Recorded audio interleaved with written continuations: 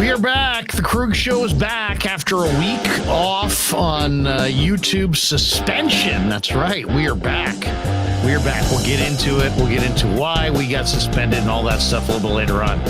But we're back, and we're feeling good. Sunday night. We'll give the band the rest of the night off. Larry Krueger, joined by Jordan Elliot. Niners Nation does an incredible job covering the 49ers. Ryan Smith will join us at some point. Dan Coach Emilio will be in the house. Ryan and I went to camp all week. We've got interviews that we've done all week. We'll let you see some of that video. But, of course, we want to hear your comments. 49ers get a win and a loss. They lose their starting quarterback for the rest of the year. If you missed it, Trey Lance basically tore up the ankle. It looked really, really bad. It looked Dak Prescott-like bad. His season is likely done, if not completely, for sure done. And it's a crushing injury for sure, one he's going to have to rehabilitate and come back from. But now the Niners go forward at quarterback with Jimmy Garoppolo, Brock Purdy, and a 1-1 record. And we want to hear from you, and because it was an interesting game on a lot of fronts, and we want to hear from you in the chat. We'll take some video calls later on, but let's just get right into it, Jordan. Immediately, okay, so I'm doing the pregame at 95.7 the game. We're at the Hilton, right? And it's a block away, maybe a block and a half. So the show ends. We took the show right from, I'm doing it with Lorenzo Neal. We're doing it from 11 a.m. right to 1 o'clock. Well, I looked at the schedule. I'm like, man, maybe the game starts at 1:25. Nope, it's a 1:05. So now I'm like, I got her in the rain, walk back from our broadcast setup to my car, get my jacket, get my bag, and then turn around, walk, 2 long belt blocks into the parking lot. Then I got to do the media check-in, which is on the far right-hand side. So I have to walk the full length of the stadium to the right, go through the media thing, got to go walk all the way left to Tasman to get back in, and then walk over, the whole, it was an eternal walk. As I'm walking in, so I've missed everything until Trey goes down. As I'm walking into my seat,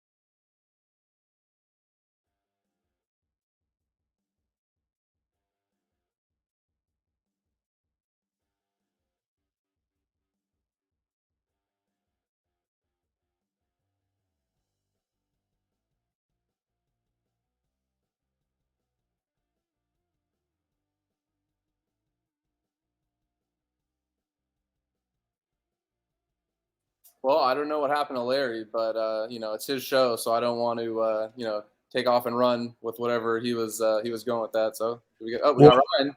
Yeah, wait. Here, let me say this for you.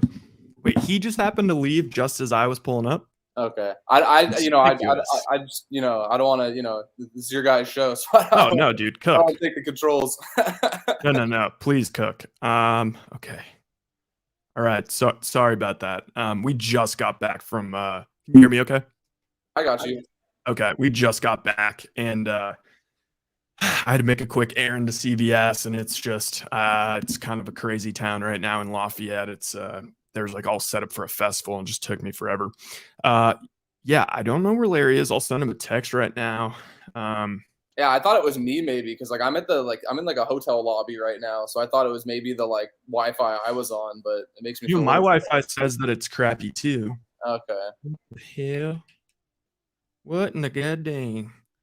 Oh, it says that Jordan's frozen. Jordan? Yeah, I should be fine. Can you hear me okay? I don't think so. Yeah. I can hear you fine. Yeah. I think he was saying that just because I was very confused at what had happened because I just saw like a black screen with the circle spinning. Oh, it's absolutely perplexing. I mean, yeah. No. I'm sorry, man. Also, this is a great our channel's been suspended for guess it's been like 8 days now. And so this is like our grand coming back. Was it like a DMCA thing or something? It was, I think, it had something to do with a MyBookie ad and some sort of link, or I'm not quite sure. My green screen's all janky right now because I saw Larry dipped out and didn't have time to fix it. But okay, what are we talking about? So, I mean, Larry was giving us a detailed, insight into how he had to traverse the I think it's the red lot or the green lot, one of those lots from Hilton to. You know what? I can actually do this one for him because I had to do the same thing because we carpooled together, and it got to a point where my internet. I was staying at it was I forget. I think it's the Hilton, and like I got the Wi-Fi password and everything. I was like, oh, this is gonna be sweet. I'm just gonna kick back, watch some Red Zone on my computer, and wait for Larry. Horrible internet, like could not get anything going, and the only game they were showing was like the CBS Patriots Steelers. Which, look, I mean, we didn't have football 3 weeks ago, at least real NFL games, so it's hard to complain. But that was not really cutting it for me. So I was like, I'll do this trek. It took like 30 minutes, seriously, and it was hilarious. Larry literally walked in, didn't even like grab any food or anything. He walked in, sat down. Right after it happened, the Trey injury happened, and it was a weird vibe. It was like the weather was weird. The weather was like kind of rainy, but also a little warm and kind of funky, and that was just kind of the vibe for the rest of the game. I mean, I have you guys gotten into why is Kyle running them? No, literally, we literally just started, and like Larry just, was he like abducted by aliens or something? He just kind of vanished out of nowhere. All right, I'll send him a text and say, all right, we're still going.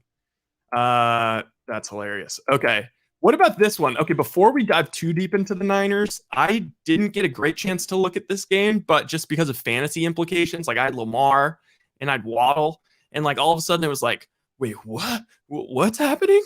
Wait, what? I thought that was a misprint. There was 2 Tyreek like bombs in like a super short amount of time. So, what do you think of that game? And man, I mean, Mike McDaniel's looking pretty good. My favorite thing about that game was Mike McDaniel's press conference where he said that, he's like, I told the guys I wanted them to face a little adversity this week to see how we'd respond, but I didn't want it to be that much adversity. So he's the kind of I had the pleasure of meeting Mike at the scouting combine in Indianapolis. Speaking of adversity, by the way. Yeah, overcoming it. Yeah. Mike's all the things you see in press conferences and all that stuff, that's not an act. He was like that behind closed doors without a camera in sight. He's somebody I had the pleasure of meeting him one time, and I wish nothing but good things for him. He's somebody that's very easy to root for, and I'm happy to see that the Dolphins are doing well. Oh, that's awesome. All right. Can you hear me? Yeah, you sound great, Larry. Oh, man. I don't know what happened. There we go. There's the great Dan Coach Emilio. Hey. What did I miss, by the way? I know I missed something. You missed me asking Jordan what I missed, and then he said that you were in the middle of the story about traversing from the Hilton to the stadium. Then I said I actually had to do the same thing, so I could kind of shed some light on it. But go ahead. Well, now I'm having a mic issue. Give me one more minute. I'll be right back. Oh my gosh! I know. You know what? This is what happens when we take a week off and we're absolutely rusty. Tua MVP this year? Yes? No? Definitely not. So wait, let's get into the Niner game a little bit, though. I would love to hear your thoughts, quickly, Jordan, on first of all, because everyone's going to talk about the Trey running thing. I actually kind of gave Kyle a little bit of a mulligan in week 1 just because of the conditions. It's so hard to cut left, right. So I kind of understood why he was running him up the gut a bunch, but I mean, I don't know. Do you think that – here's a good question. Do you think that he would have ran Trey like this if he didn't have the safety blanket of a Jimmy Garoppolo? Yeah, if Trey was going to be the starter, I think he was going to do it regardless. And the reason why I feel that way is because so much of the value that I saw in Trey Lance personally – and again, like what I saw and what Kyle saw are obviously 2 different things, but when they drafted him over a guy like Fields, over the Mac Jones and all these other prospects, to me what really separated him immediately in the present was his ability as a runner and the dynamic element he added to the offense, not necessarily just by running the ball, but the threat of running the ball and the ability to put defenses in conflict. So I think that him running the football was always going to be part of the equation. And I know 49ers fans have made the connection to Josh Allen and how there was some time when Josh Allen took this big leap. Well, if you go back and you watch the first 2 years of Josh Allen, the only reason the Bills made the playoffs was because Josh Allen was running the ball a dozen times a game, and they were utilizing him as a runner. And so I think that that always was going to be part of the plan. And the play that he got hurt on was counter bash, which is literally the same exact play that they ran a couple plays prior when Debo busted that big, I think it was like 54 yards, 53 yards, whatever it was. And so my whole thinking is people had no issue when Debo carried that ball, but because Seattle's defense reacted differently the second time around and Lance ended up keeping, all of a sudden Kyle's at fault for this. And Kyle's, needs to be ran out of town and fired and all these crazy superlatives that I've seen on Twitter. So my whole thing is it was always going to be a risk that factored into the equation. Obviously, first and foremost, like I hope Trey has a speedy recovery. You never want to see anybody get hurt, specifically a brutal injury like that. But I think this was something that everybody was kind of acutely aware of. And I don't think that it's fair to just act like this was some egregious mistake that nobody could have seen coming. Like we all kind of, I feel like, knew this was what was on the table when you had a quarterback like Lance, and especially a quarterback with such a small, sample size of experience where his rushing ability was really what elevated his floor in the present and was what allowed you to have some growing pains as a thrower. So yes, it's unfortunate, but again, I come back to if you didn't have an issue with that Debo run a couple plays prior, how can you have an issue with that same exact play call a couple plays later? It's just the result is what you didn't like. And obviously, play callers don't make play calls knowing what the result's going to be on a given play. So to me, it's completely hindsight, all the criticism that I've seen. Well, Larry's speechless. Larry, sorry, we can't hear you. You might be muted. You are muted. I need your mic. Oh, but only you can unmute yourself because you have so much power. There we go. How's that? Yeah. Hey. All right. I'm still having an issue with my XLR. With the XLR. Yeah, it's not allowing my mic to stay at the same volume. Can you make sure that go into whatever, at least this is our channel. Could you go into settings? Into settings, then click audio, and then what does it say for mic? It says for mic, it says default mic in Elgato Wave XLR.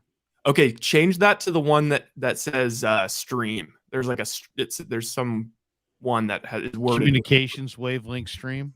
Yes, do that. Okay. Now try it. Okay. Start talking. Hello. I think you sound good. I think you're good. Wait, let me double check. There we go. Okay. I think it's good. Can you hear me now? Yeah. Okay. So can you guys hear me now? Yes. My whole thing with the run is if you want to run your quarterback because he's got mobility and that's great.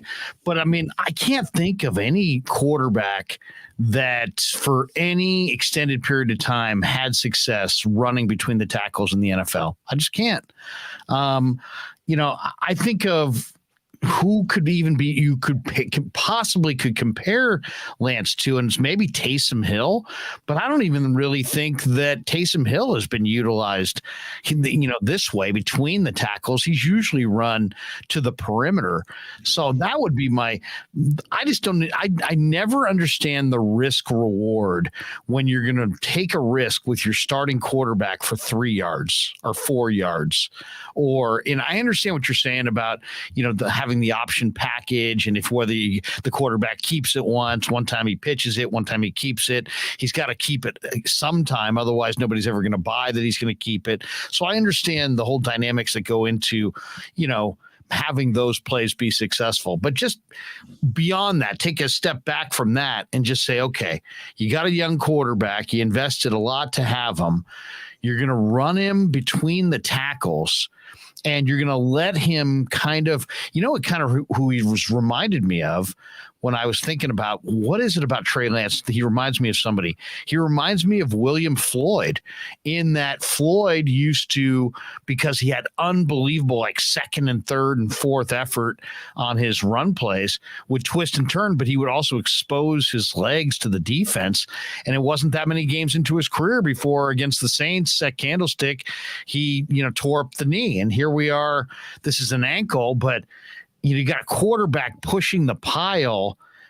To me, it's just a matter of when, not if, he's going to get hurt. So I never understood, and I still don't understand, the risk reward of running your quarterback between the tackles. If you have Lamar Jackson, if you have Michael Vick, that's one thing. The other thing I don't understand is I don't understand why, when you have a quarterback who's mobile and he's going to run because he's got that mobility, why you'd want to add quarterback runs to your offense.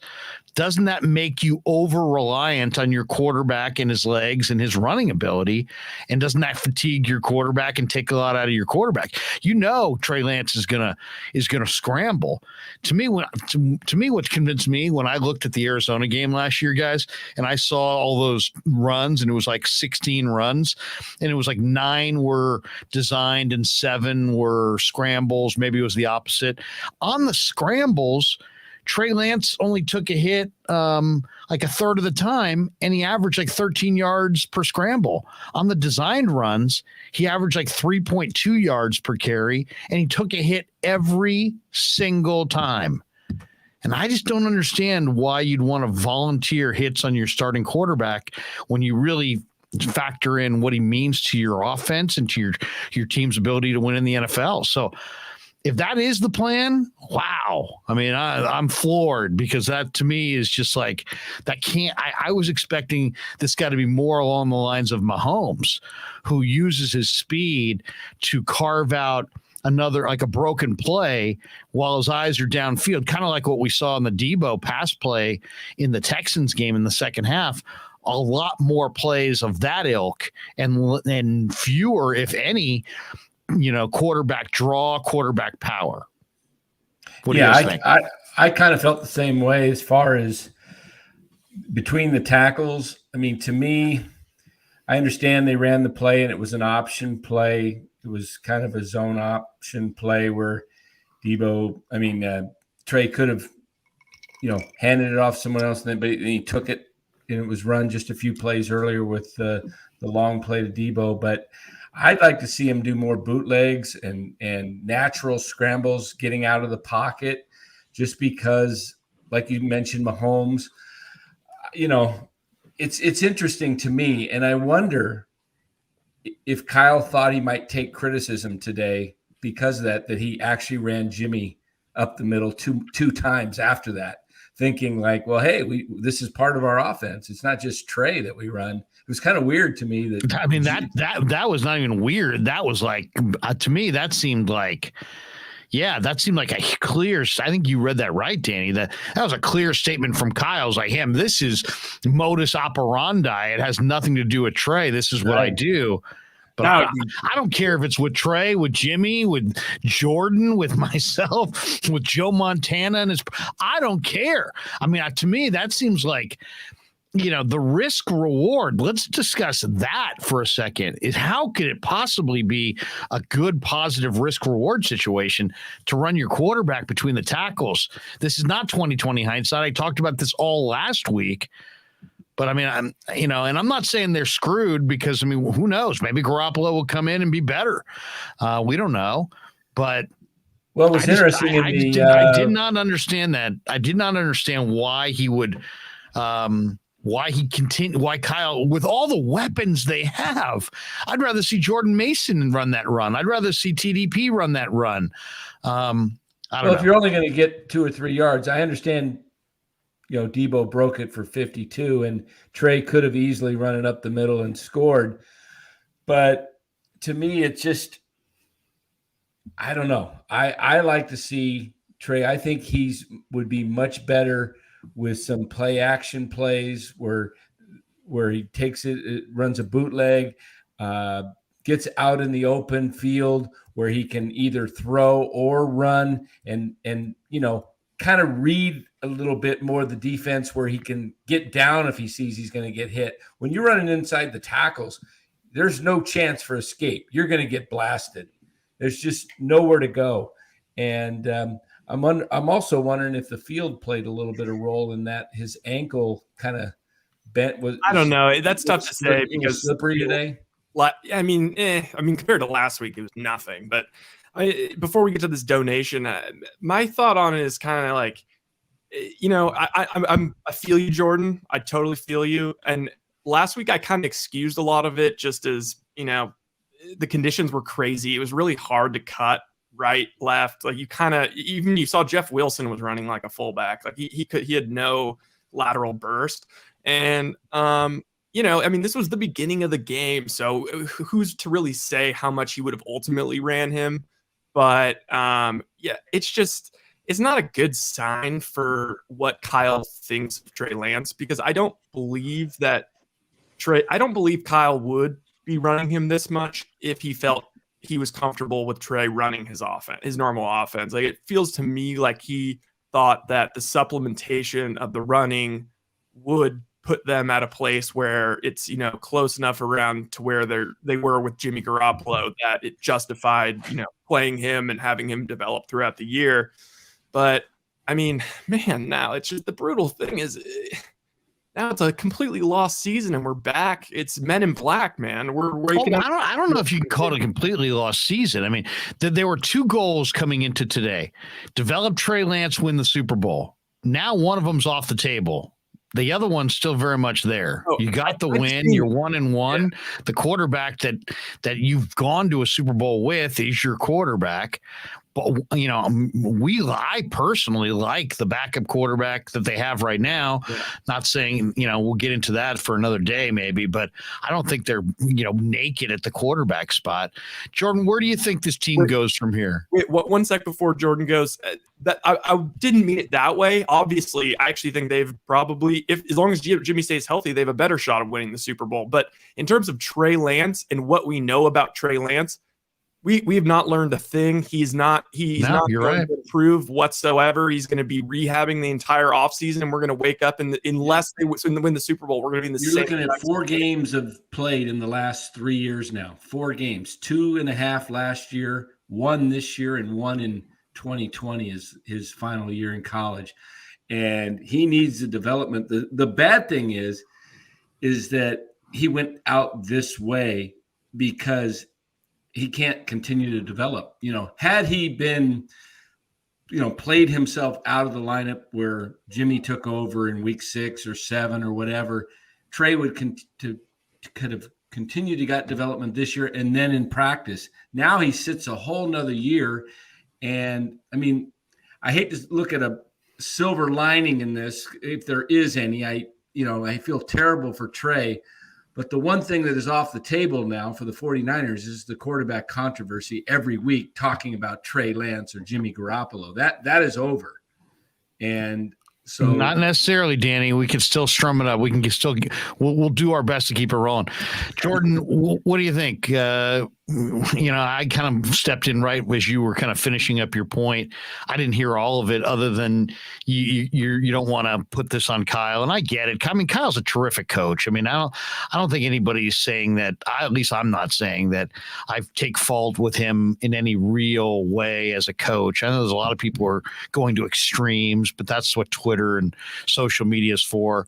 But where do you see this team? I'll tell you the other thing that I thought was a little discouraging is I didn't think that Jimmy played well in this game. As far as I was there watching all the deep passes, I thought Trey's deep passes that we saw last week were closer to being, good passes than Garoppolo made a lot of terrible passes down the field, and he just didn't seem like he was in a lockstep with any of his receivers. He made enough plays to win today, but man, if you watched it from where I was sitting, it just seemed like he just threw a lot of balls that were off target, or at least if Trey had thrown the same ball, we would have said it was off target.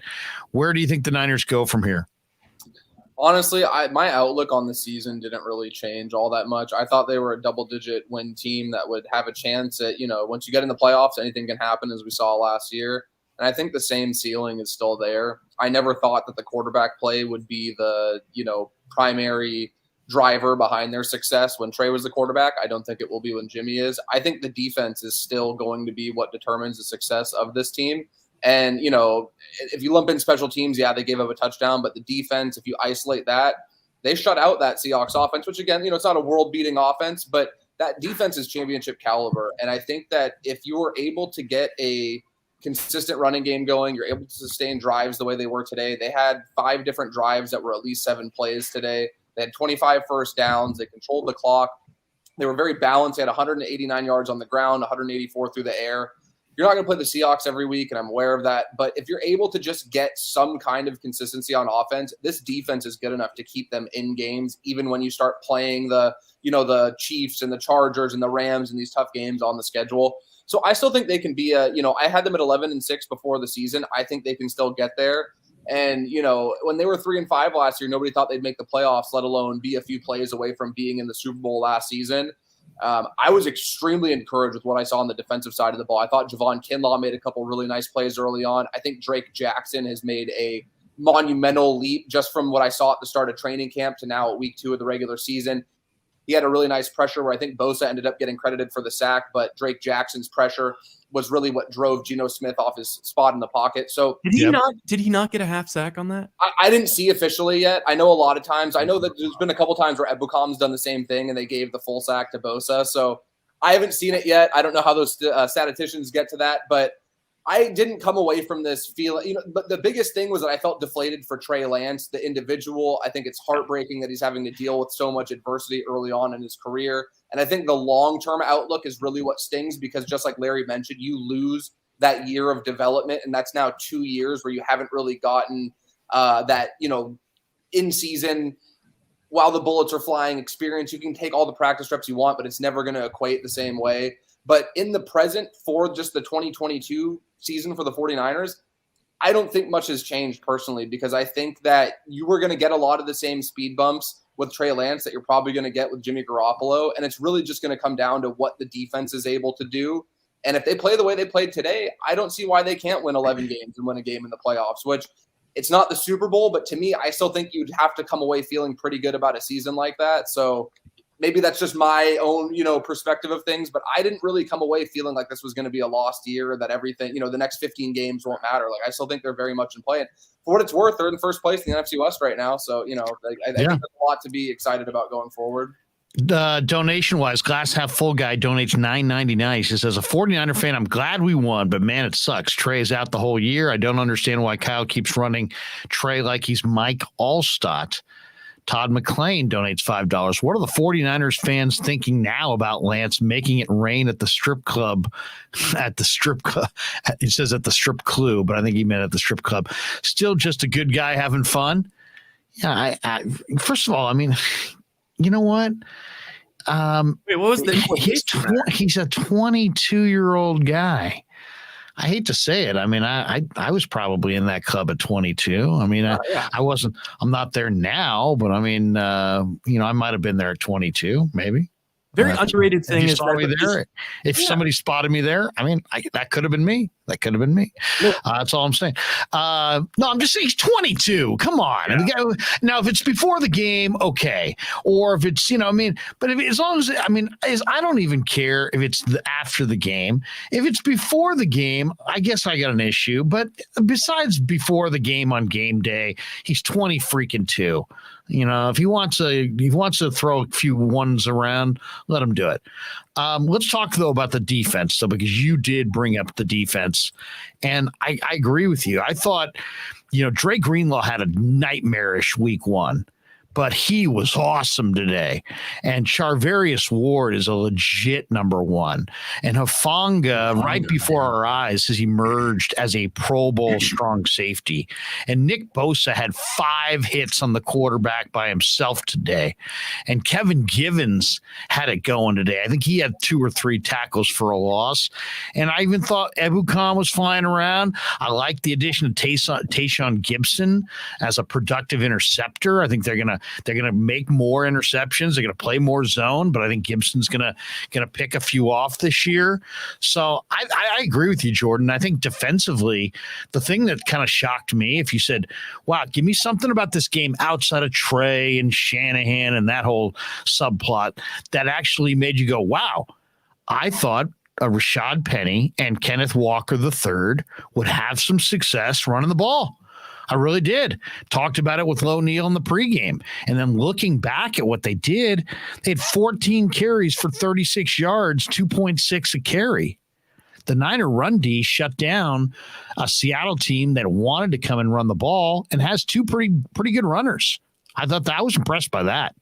Yeah, what's going to be a really interesting game is next week versus at the Broncos, because I was saying this before the game. I thought this set up for just an all-time perfect spot for the Niners. Like, it couldn't be more perfect. The fact that Seattle had this emotional, crazy win versus Russell Wilson, plus they were way outgained and they pulled it off.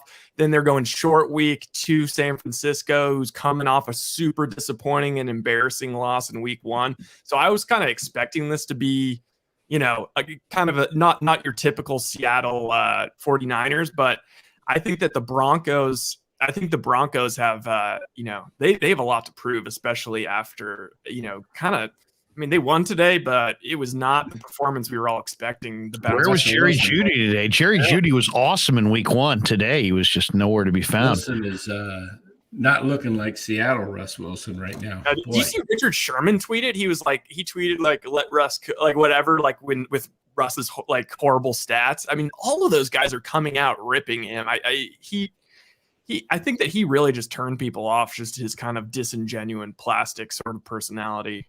Here's the other question I have for you guys. Who would you want to see running the football? Trey Wiseman. What's that? He's Trey Wiseman.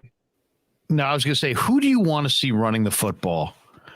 Do you want to see Jeff Wilson? Do you want Ty Davis-Price? Ty Davis-Price today, 14 carries, 33 yards, 2.4 a carry. Wilson had 18 carries, 4.7 a carry at 84 yards. Wilson looked good today. He was hitting the holes hard. He was running really hard with we didn't see Jordan Mason go today. What's up with Mason? I'm surprised I haven't seen Mason at all get a carry yet. Hey guys, not to distract a little bit, but Jordan, I think, has a hard out around 9. So why don't we pepper Jordan with some of these questions, and then we can kind of marinate on them after. So we'll throw that at you, Jordan. What do you think? I mean, running back wise, what's the pecking order going into week 3? I think that it's still Wilson 1, TDP 2, and then Mason 3, bar, should something happen to one of the first 2. But I think TDP definitely has earned, a little bit more of that load in the running back room. But, I mentioned on, I was funny enough, I was on the morning roast on 95.7 the other day, and I was talking about that with them, where I thought that Jeff Wilson was somebody that Kyle Shanahan had just so much more trust in than these rookie running backs. And Kyle's always been a guy where he is very inclined to, almost to a fault sometimes, overly value that sense of trust that he has. And I think that a lot of it does have to do with not just carrying the ball, but pass protection, trust in the, executing the assignments, much more familiarity with the playbook scheme and all that stuff. And I thought that Wilson looked good. I think he's been one of the more underrated backs on the team for a couple of years now. When he's healthy, which he looks like he is now, his ability to get north to south, he's really good at getting those hard-fought yards between the tackles, and I think that he's somebody that Shanahan will go into games feeling like this guy isn't going to cough up the football. He's going to be there to keep the quarterback on 2 feet on 3rd and 8 when we have to drop back and, get these routes upfield, and I need to buy time for him with the pass rush coming upfield. So I just think it's going to be Wilson. I'm not too surprised we haven't seen Mason yet. I'm a big fan of Jordan Mason. I think he's a phenomenal back, and I thought he looked really good in camp. I know we talked about that a little bit already. But I just think, again, it comes back to Shanahan's the kind of guy where if he has any inkling of doubt in his mind that you might be in the wrong spot on a given play or you might cough up the football, he's not going to throw you out there. And I don't think that it's anything that Jordan Mason's done in practice or anything that's happening behind the scenes. I think it's just Kyle hasn't seen him do it at the NFL level yet. He's seen Jeff Wilson do it, and he's going to continue to ride that as long as he can until he's, forced to pivot elsewhere. What did you guys think of, and Jordan, what did you think specifically of the offensive line today? I mean, that first game, that front was a smaller Bears front, but a 4-3 look. Now this week you had some huge bodies up in front. You had three just monstrous guys up front in this 3-4. And then some edge pieces that are really, really athletic. Nwosu was the reigning conference player of the week coming into this week, the former Charger. That's a real nice addition there for them. What did you think of how the Niner O-line fared? I'll be honest, I haven't had the chance to watch the game film yet, so I don't want to have like a, concrete statement with this. But the thing that concerned me the most was actually Trent Williams. And I think that it's just because last season was one of the most impressive seasons I've ever seen from an offensive lineman ever. I think that Trent Williams is a first ballot Hall of Famer, and he redefined what I thought the gold standard was at the position with the way he played last year. So even if he's playing at a high level now, I think that there is just a step back from what we saw last season. And I got so accustomed to him being essentially perfect week after week that seeing a couple lapses here and there, it's not something that I think is going to sink their season by any means. And I absolutely could go back and watch, and it's like, okay, it was 2 plays out of, 55 or whatever it was. But that's something that stood out to me in a way that I can't recall during the time that he's been in San Francisco, where I'm like, man, Trent Williams missed really badly on a block here or there. There was a couple times during this game where I put that in my notes right away.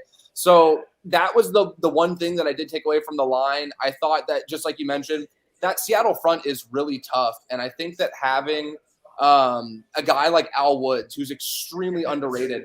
Al Woods is one of these guys that's more of, the traditional mold where he's this big gap-eating, guy that's kind of been phased out of the modern NFL, but he's really hard to run against. And I thought that he had a couple really big plays in that Broncos game on Monday night in the red zone.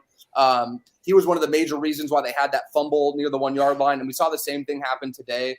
So I don't really think it was a situation where the 49ers offensive line was bested as much as it was just the Seattle front is really hard to run against. And they still averaged 4.2 yards a carry. They ran for 189. They ran the ball 45 times. So, I wasn't overtly concerned. But again, my whole thing was like, man, like it's not the same Trent Williams we saw last year.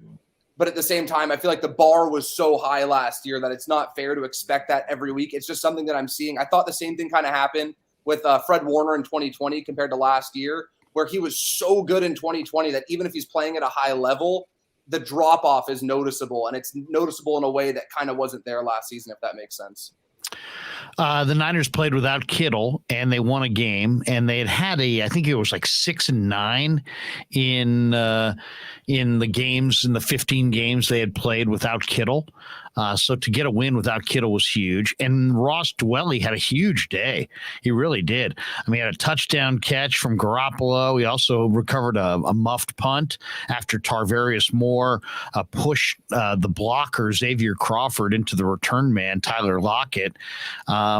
So good for Dwelly. I mean, the Niners kept, and then Croft had an injury in this thing, but the Niners kept 4 tight ends, and I was like, wow, I was a little surprised by that. And Dwelly's not much of a blocker, but man, he sure made a huge impact in the game today. Absolutely. And you know what? I wanted to ask you about what do you think of the line last week? Because a lot of people it seemed like on Twitter, a lot of people were kind of bragging on it. Then Larry, are you talking about the O-line or D-line? Sorry, O-line. And then Larry told me, PFF graded him out, and I know they're not gospel, but they graded him out, I think, number 1 in pass pro.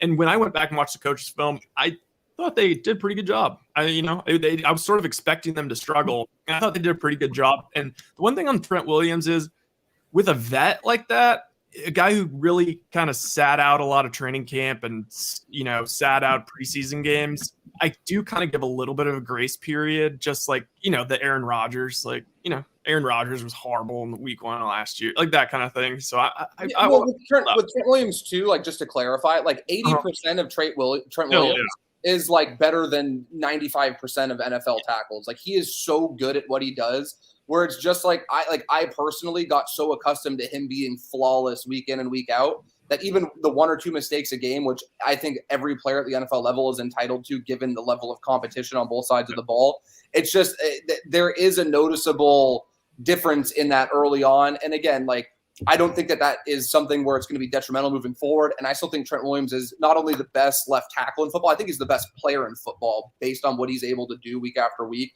I can't remember the last time where multiple times in the same game I'm like, man, it looked like – and again, I could go back and look at it tomorrow and be like, okay, I was way off in my assessment watching the broadcast angle, but I think they'll be fine. And I thought the line was fine last week, to be honest, too. I think the offensive line is such a thankless job, right? Because when you do your job – all the credit's going to the skill position guy that made the catch or the quarterback that threw the ball or the running back who was carrying the ball.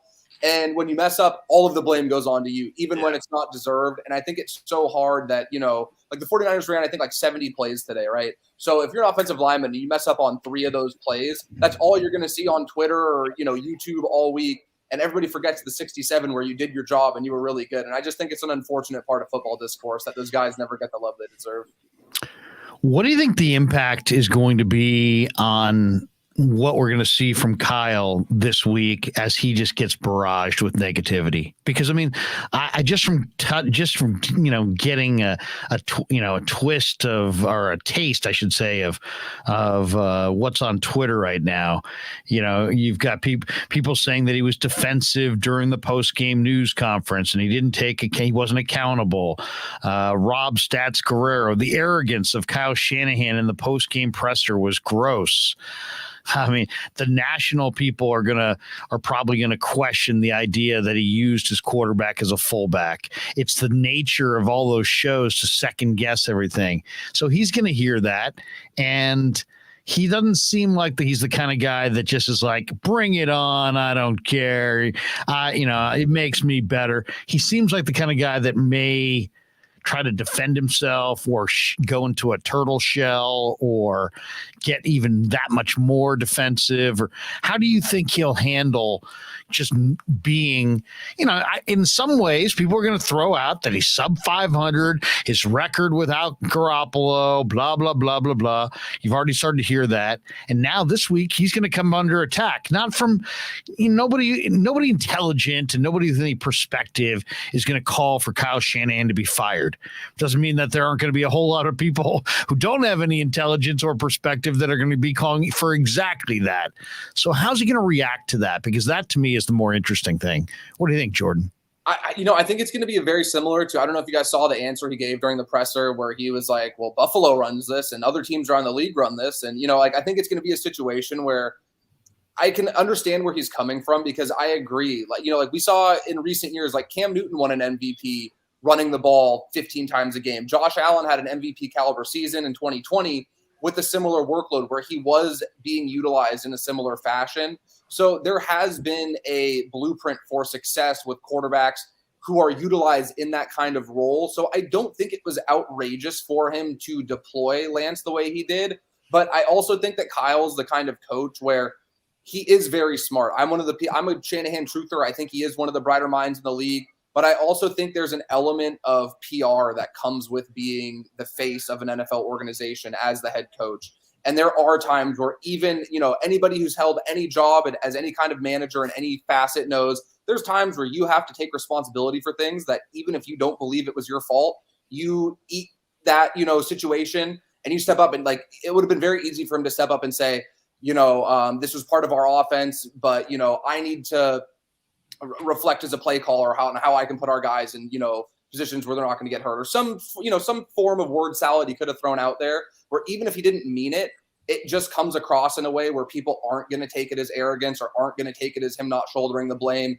And I think in the NFL especially, how many times do you see a head coach take the podium where they say something where they don't mean it? I don't want to throw the word lying around, but there's plenty of times where they step up and they say things that they don't necessarily mean. And I think that Kyle's a coach where during his time here, he's been very blunt in a lot of ways, which is good. But I also think there's been that lacking, John Lynch that's why I think him and John Lynch are a great team. I think John Lynch is perfect at doing that.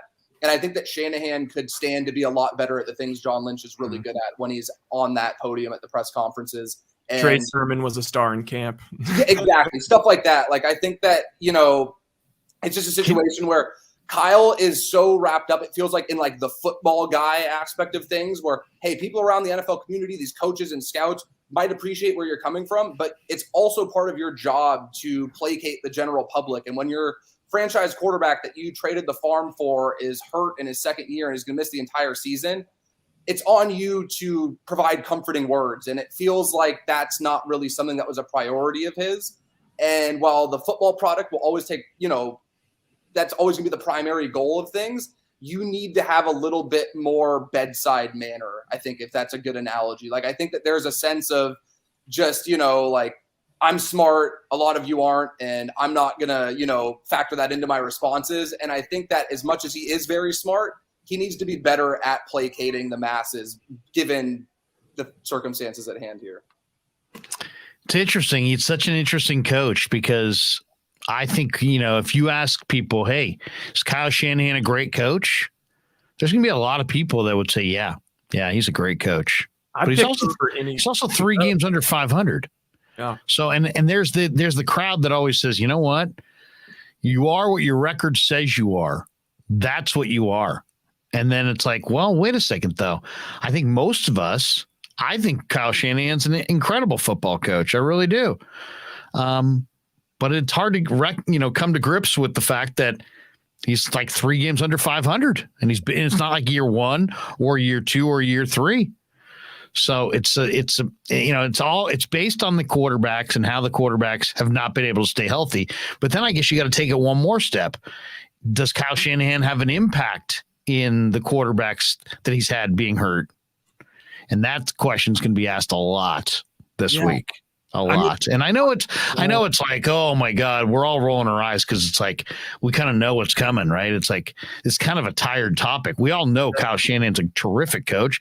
He's one of the best play callers, play sequencers, and in all of pro football. But they are sub 500, and they've had a lot of injuries at the quarterback spots. And now he's coming off a situation where he was using his young quarterback as a runner between the tackles, and he's out for the year. And who knows about the arc of his career.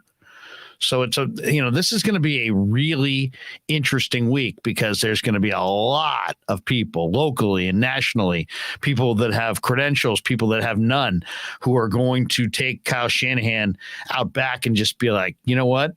You're the problem. You're the issue. And I hope that doesn't go anywhere because we've seen where they've been before Kyle, right? The Tom Sula era and the Chip Kelly era. And, I'd hate to, I think they've got momentum going here, but today's a really tough one for Kyle. And I know it's going to be a tough week. What do you think as we look ahead to spin this head to Denver? I know you only have a minute or two. Before we get you out of here, Jordan, give me your thought on what we see going into Denver. I mean, Denver is another team that's kind of been, they've looked a little, they haven't looked like they're peaking yet, and yet there's things to like on both sides of the football. Yeah, with the 49ers and Russell Wilson, right? Like, you can never go into a game overly confident, even though I think Wilson's kind of – the biggest thing to me that I've noticed is that his escapability isn't there the way it was, and his ability to create off script hasn't necessarily been there in the same way we've seen in the past. I think the 49ers match up with them very well, and I think that it's a situation where I wouldn't go in – like, I predicted the 49ers winning this game today by double digits. I would not go into with that same kind of, bravado into this game in Denver, but I think the 49ers are more than capable of winning it. I wasn't really impressed. I didn't get a chance to watch them against the Texans today too much, but watching that game against Seattle, I thought Seattle ran the ball really well against them, and I think the 49ers have a more dynamic rushing attack than Seattle does. So I think that they will have some success on the ground there. The biggest thing for me is, Jimmy's been with the team for 5 seasons. I don't have any concerns about his ability to pick up the playbook, digest a game plan, go through the install, all the things you have to do mentally. But just from a physical standpoint, he hasn't really had those reps due to the amount of time he missed in the offseason. So, it's concerning because he is kind of being thrown out into the fire. And I think it's a situation where everyone's going to be so focused on, oh, well, Jimmy, it's a familiar face. He's been around. He was the starter. Well, we're kind of overlooking that there isn't really the time to get caught up. And I know Ryan mentioned it kind of when we were talking about Trent Williams. I know you mentioned it, Larry, where there were a couple throws today where he didn't look great. And I think that that's something that's going to be key is really, like, how does he look during practice this week? And can he really lock in and go into this game? Because the schedule is only going to get tougher from here. And Denver's a tough opponent that, you have to respect going into. But these are the kind of games early on you have to win, especially when you drop a game like they did in Chicago. So I think they're going to go in, run the ball, control the clock, and hopefully get to a point where they're able to pin their ears back and make life tough on Russell Wilson, because you can never count him out. And I don't want to eat my words a week from now, but I think that this is as good a time as ever to have that pass rush getting after him and not have to worry about him pulling this Houdini act that he seemingly does every time the 49ers play him, where they get pressure, they flush him from the pocket, and he's able to create off script and throw the ball 35 yards downfield and extend these drives. So I feel pretty good about their chances. Hey, we appreciate you stopping by, brother. Hey, and seriously, I'm a huge fan. I love anytime you're on 95.7 The Game. I always make sure I listen to every segment or go online and catch it. And I love reading your stuff on Niners Nation. You do a great job. If anybody is not following Jordan Elliott on Twitter, you need to be following Jordan Elliott on Twitter. One of the bright young stars, media-wise, in our market. So keep it rolling, brother. Thanks for a few minutes. Yeah, hey, Jordan, I know you're a Cal fan. Ashton Davis, big pick today for the Jets to pick off Jacoby Brissett to seal the victory for New York. It was a nice play. He read the play, stepped right in front, and a guy that was questionable whether he'd make it in the NFL. Here he is starting for the Jets. So good to see another Cal guy come through. I'll tell you what, it made me feel a lot better about Saturday because I'm still sick to my stomach. Oh, gosh, that ball was in there. Oh, he just juggled. It was right there. I can't believe it. That guy, I've had that happen to me playing. And believe me, that guy is going to wake up with nightmares for that for weeks. He will be thinking about, I just got to grab it harder. While you're on your way out, Jordan, I'm sorry for being a couple minutes late myself. And on Larry's behalf, I'll let Drake Jackson let you know. I'm setting it up poorly, but I got Drake Jackson to make fun of Larry for his tech skills. Hey, Larry, don't screw up the tech. We're about to get it going. Hey, man, I'll tell you what, this tech stuff gets me sometimes, too. I know the StreamYard, sometimes it can be tricky, so I appreciate, you guys having me. It's always a pleasure getting to talk with you three gentlemen, and I appreciate all the great listeners. The chat's always very lively too. So thank you guys so much. It's a pleasure anytime, and let me know. I'm always happy to tune in. Are you guys going to be in Denver? I have family out there, so I'm flying out. Are you? Nice. I'll be out there this week, so I don't know if we're going or not to Denver. We will be going on a couple trips this year, but I doubt we're going to Denver. But who knows? We'll if we're there, we'll hook you. We'll look you up. Sounds good. All right, Jordan, take care, man. Thanks, Jordan. Jordan Elliott, who's really, really good. Really good. I really botched that. I had it right in my head. So that, so we have this live stream. We're getting back. All of a sudden, gone. Everything's to the computer. And I look over, and it was on a battery, and somebody had unplugged it. Maybe you, Ryan. It was probably been you. It could have been you. It could have been you. I was going to blame Christopher, but he's only 13. And I was going to blame. We've got some actual super chats that we didn't get to. We'll get to them, Danny. We'll get to the super chats. We'll get to them. We'll get to them, big dog. First of all, we just got to say hello to everybody. Yeah. How you doing, Danny? It's been a few days. Yeah. Well, I was on with last night. It looked like you, but it didn't sound like you. Really? Yeah. I never. That's like I think I sound better than I look. So I don't know. That might not be good. Yeah, it was pretty interesting. A couple of comments thought someone said looks like you had a stroke or something. Was it a picture? Was it what happened? Well, you'll have. I thought maybe you saw it. I thought Ryan maybe showed it to you today. Did you see it, Ryan? I never actually clicked on it. Danny, we're knee deep in Trey Lance controversy right now. We have no time for pictures. We barely even exchange pleasantries. Well, good morning. How are you, Trey Lance? Your thoughts? Yeah. We're immediately on to Trey Lance. The victory today is definitely overshadowed by Trey going down. It's just sad to see him go down so early. I mean, I could have handled it if it was like week 8, week 9. Said, well, at least he got close to half a season of development. But to lose a whole nother year, and now he's going to be rehabbing, and I know, probably like a 6-month thing. But here's the thing. This is the way I look at it. In the NFL, there's a race. There's a race to, can you learn what to do? Can you learn the nuances that you need to learn before your body gets beaten up in a manner that you're diminished going forward? Well, I've watched Dak Prescott come back this year, and he looks pretty good.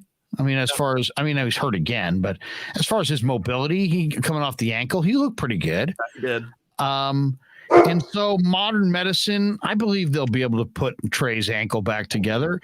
And if indeed he's incredibly raw, and I believe that to be the case, then maybe in a weird kind of perverse way, this could wind up being a good thing for him, because he's not going to take a ton of sacks and throw a ton of picks and get just weekly, barbecued nationally and locally by everybody.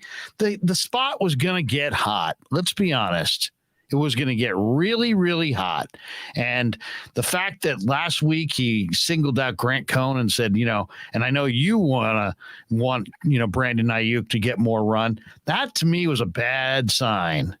That's a sign that Trey is aware. Like, he can say, my only thing that matters to me is my teammates and my coaches, and I don't care about anything else. Yeah, but you do.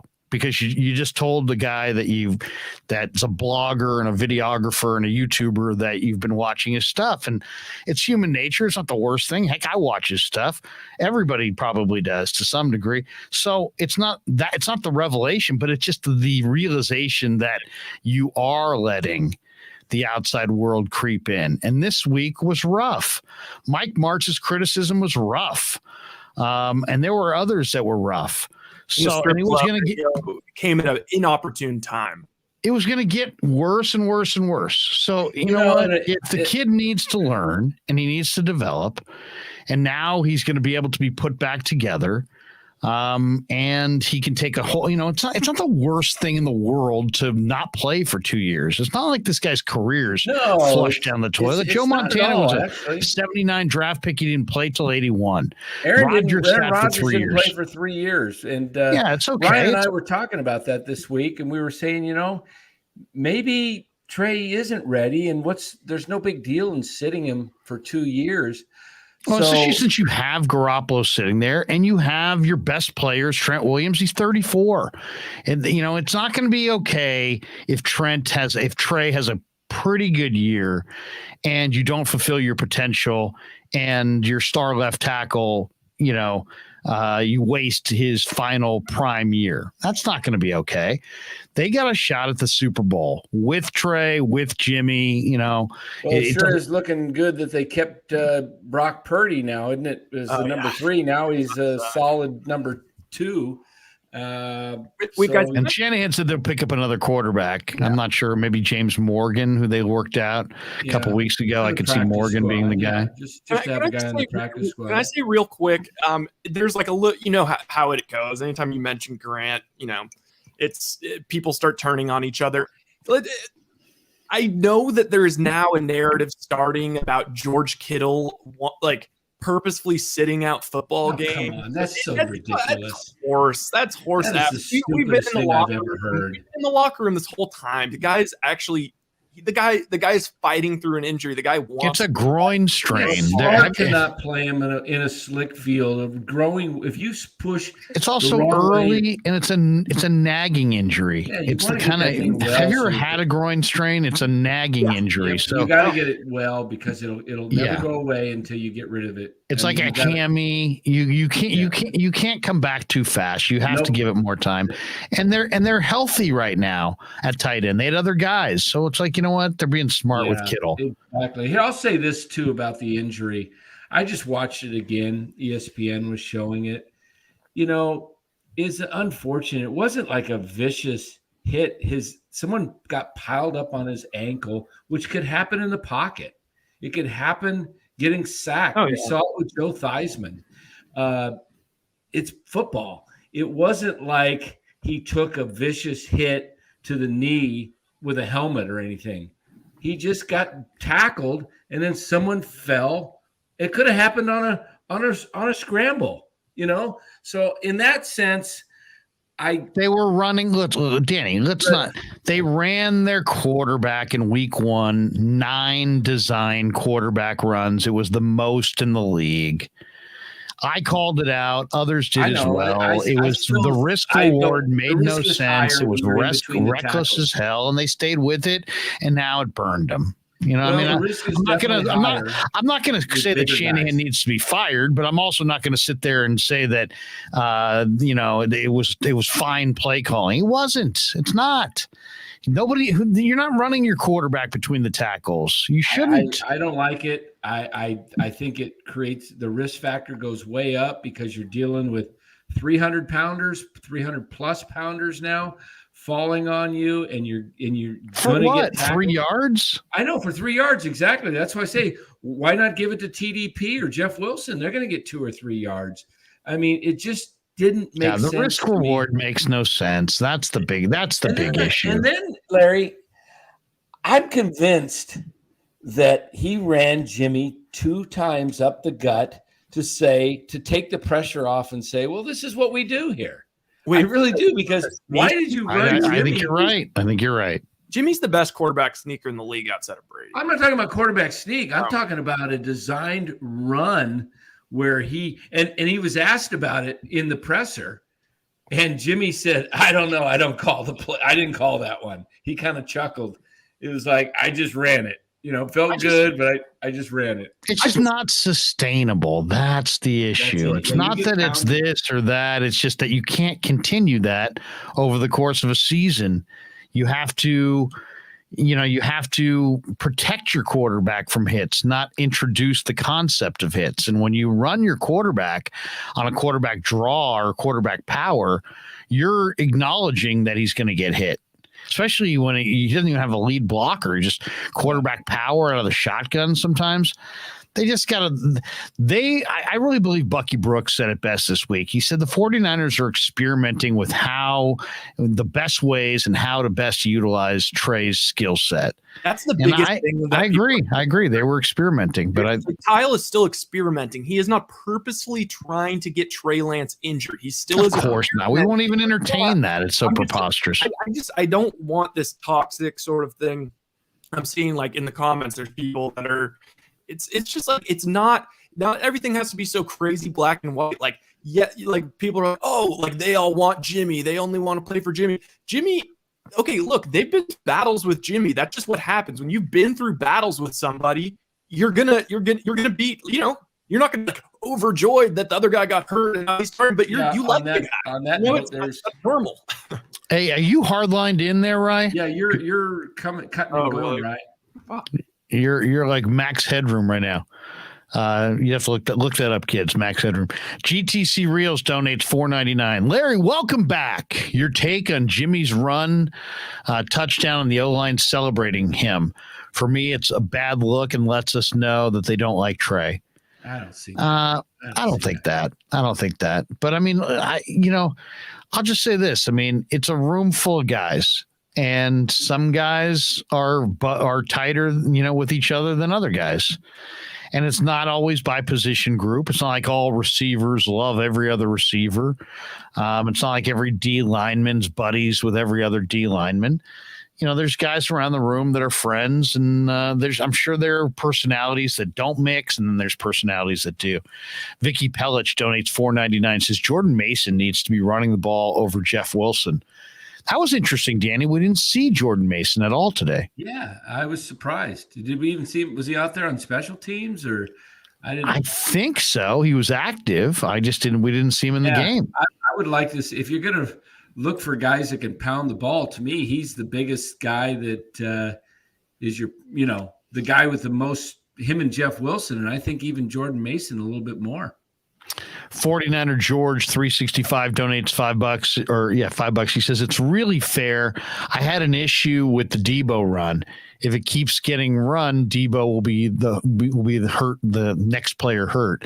Debo's 230 pounds and can really move, and is built to take on more hits than your quarterback. So, I mean, when Debo gets it rolling, he's dishing out the pain.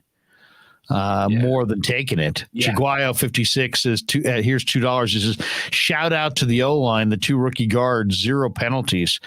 Yeah, Spencer Burford and Aaron Banks played better today. Spencer Burford is a nice-looking player.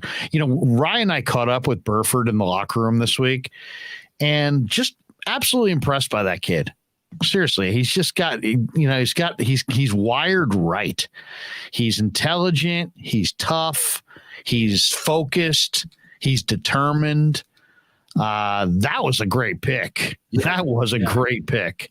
He looks like a bulldozer at right guard. Right. And when you talk to him, you realize this kid's really substantive. He understands that he's got a starting opportunity. He understands how rare it is, but at the same time, he's seizing the moment, and it's not too big for him, and he knows where he's at. Really interesting kid for sure. And Burford's playing well. And I didn't see anything good or bad on Banks, but the O-line, I saw him moving some guys on some runs. Yeah. He looked pretty good, I thought.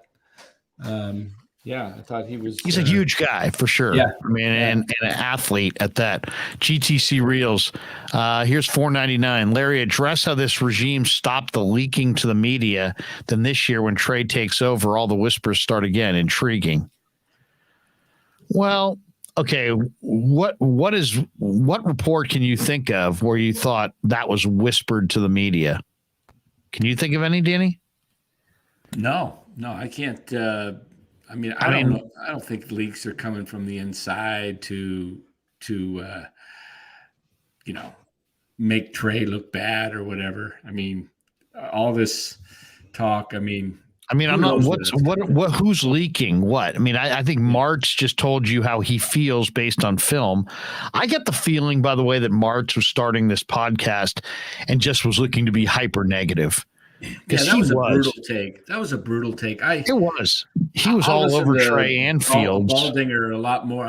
Baldy says, how are you going to make a judgment on a guy after 3 games? I thought Greg Cosell once again had the best commentary, and it's never a surprise. But Cosell said, obviously Trey needs to work on his accuracy, but he said that his movements within the pocket were so kind of frenetic / explosive that he really didn't set his feet on his launch point.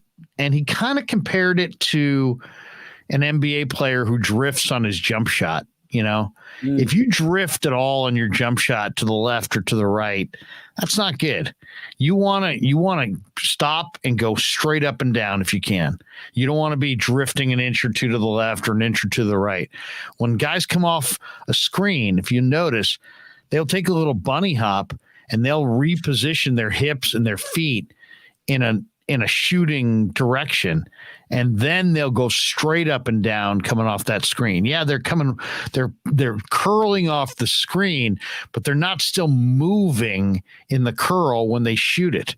They move off the screen, they set their feet, they go straight up and down, they knock that shot down. Well, why? Because your accuracy goes way down when you're moving from your left to your right or your right to your left. So, I think Cosell's point was that Trey moves so frenetically and so explosively within the pocket that he needs to come to a full stop and really set himself and not have his weight leaning one way or another before he delivers a pass downfield. So I thought that was interesting. I think there's no question Trey needs to be more accurate. But I thought the criticism seemed hypercritical. Because, like, for example, I thought Jimmy Garoppolo showed today that he was not overly accurate. And yet nobody's going to be doing a video tomorrow on Jimmy G's accuracy. Exactly. And you see but they were full bore on Trey Lance. Yeah, so that kind of makes me wonder. The Jimmy thing is weird because it's hard to describe necessarily like why is it that running plays work when he's in there? Why does the offense look like it has more rhythm? It's just like he has a lot of rhythm as a player, and he has kind of a field presence that seems, I don't know. The second he got in the game, I felt like, wow, okay, this looks just it just looks so much more comfortable for everyone involved. And well, he's been there. He's been there. He's got the pelts on the wall, right? The guys won the NFC Championship game and gone to the Super Bowl. The guys, played in 1 degree in Green Bay and outplayed Aaron Rodgers in the fourth quarter. So there's there's reasons to follow him for sure. Glass half full guy says, as a 49er fan, okay, we already read that one. We did read that one. So we want to make sure we get all the super chats in here. We read the one from Todd McClain. I saw another one. Wait, there we go. We read that one. I want to make sure we get all of our super chats read. I just don't understand how people think that Jimmy is a crap player. Like he's about the 16th best quarterback in the league, and they have probably the best roster in the league. That adds up to me to wins. Well, when you say people, don't say people, say Kyle, because it was Kyle Shanahan that led this change, not John Lynch. I think that the thing it was the Niners brass. The Niners brass made this decision. The rest of us are just reacting to it. But I think they did it more out of his availability than ability. Yeah, that's probably true too. They wanted to have a quarterback who could stay healthy, but then it's interesting that they would go after a quarterback that they view as a runner, because that doesn't seem to be like consistent with staying healthy. Flav says, here's $9.99. He says the reason Trey had to run so much was because he couldn't be fully trusted as a passer yet. Exactly why he shouldn't have been in yet. He should be a backup quarterback right now, getting better. Huge loss for us. Well, I can see that argument. I don't know that it's factual, but I've heard that argument that the reason Kyle is calling all these running plays for Trey is that Trey can't operate the offense. He can't throw well enough from the pocket. The suggestion is that he can't throw well enough from the pocket or consistently enough from the pocket to operate, and thus they have to use him as a runner. What blows but me I don't away, know that though, that's the case. He hit that beautiful throw in triple coverage last week against Chicago, right over the outstretched hands of the linebacker and in front of the safety. It was beautiful. The pass to Ray McLeod on remember that one? It was unbelievable pass. I mean, one of the better passes I've seen a quarterback make. So he has it in him. I don't know how you make that pass and just luck out that it got right in there. I mean, okay, here's another thing that has to stop being said. Jimmy fans. I believe that a preponderance of quote unquote Jimmy fans are just Niner fans. But there were people this week. Okay. There were people this week that were bringing a lot of criticism towards Trey Lance, and they were like, well, Jimmy got this last year. And I pushed back on that because, to criticize Jimmy, as a multiple year vet who's made repeated mistakes over and over and over again, the same kinds of mistakes, and as a veteran player, and then to compare that to now you got to roast Lance because he's not a polished player after 3 or 4 starts, to me just didn't make sense. It's like, guess what? Different people have different standards. You treat your 5-year-old differently than you treat your 15-year-old. You treat your 5-year-old who makes a mistake for the first time far different than you do your teenager who's been making the same mistake every Friday for the last 6 weeks. You know what I'm saying? So you have different standards for different people at different stages of development. I'm not saying that Trey's a baby, but I'm just trying to point out that where he is in the whole learning curve of playing quarterback compared to like somebody like Garoppolo, who's played a full collegiate career, sat behind Brady, has been to multiple Super Bowls one as a starter, multiple as a backup, one as a starter. It's just he's just played and played a whole lot more football. I totally get that. And I guess my thing is I don't think that Jimmy G's this elite Pro Bowl level quarterback, but I also didn't think that Trey Lance was going to immediately come out of the gates and be like Patty Mahomes, and not even, I thought that he'd come out of the gate and maybe be 70% of what Jimmy was. And hopefully by the end of the year, he's hovering around that And then, people thought he was going to win the MVP. The one thing I totally agree with is Mike Lombardi. Michael Lombardi in his podcast, he said, you know what? People who thought he was going to win the MVP, that's disrespect to what it takes, to the complexities involved with playing quarterback in the NFL. That's people who don't understand what it actually takes to play quarterback in the NFL. And they're just like looking at the Niners and saying, man, they got Kittle and Ayuk and Debo and good weapons and Trent Williams. Heck yeah, you put a quarterback in there that's any good, man, that guy's an MVP. And I believe like that's about right. He's about 14 to 20. Totally think that's right. And my thing is more just like, all these people were so sure because Jimmy's so bad that Trey was going to be way better just by putting him in. They were going to win and it was going to open up the offense. I just thought that was so unrealistic. And now it's like, I don't think we have to keep tearing down. Maybe I am looking at the wrong places because some people are saying actually these Jimmy G people are crazy. I don't know. Maybe I'll just say the ironic some thing people turn it into a soap opera too. Let's be honest. Yeah, they drafted it's a like a man quarterback soap because of Jimmy's lack of availability. And then here comes Jimmy taking over for Trey because Trey, the guy that's coming in to be available, is now gone for the year. So. Guayo 56 donates $2. Says Krueg defense played angry but disciplined. Yep, no doubt. Defense was good today. Really, really good. They didn't give up any points, really. I mean, the only point Seattle got was off that blocked field goal, which GTC Real says, Larry, welcome back. We should tell people. So we were gone for a week. Why were we gone for a week? Just to try to get back at Danny. We were tired of Danny getting kind of a big head. And I said, you know what? We got to slow this Coach Emilio thing way down. We got to turn this Coach Emilio. The completes thing. And then he starts attacking different people. And he's going at Willard on Twitter. And it's just Danny was getting too big for his britches. Yeah, we needed to dial him down. Mrs. Danny called me and said that the HOA wasn't happy. They wanted more of Danny's time. And I said, okay, I'll give you a week. Now, actually, the truth is we had an ad for my bookie, and it violated some YouTube rule that we were unaware of. And so last Saturday, we got a little notice from YouTube saying, hey, you violated this rule. And because of it, you guys have been suspended for 1 week. So for 1 week, Saturday through yesterday, we were not allowed to post anything on YouTube. So no live streams, no interviews. We went to camp this week, Wednesday and Thursday. We were going to post those interviews on the videos of those interviews. We're going to go up on YouTube, and they are going to go up, but they were going to go up Wednesday night and Thursday night. Instead, here we are on Sunday, and we haven't still put them up.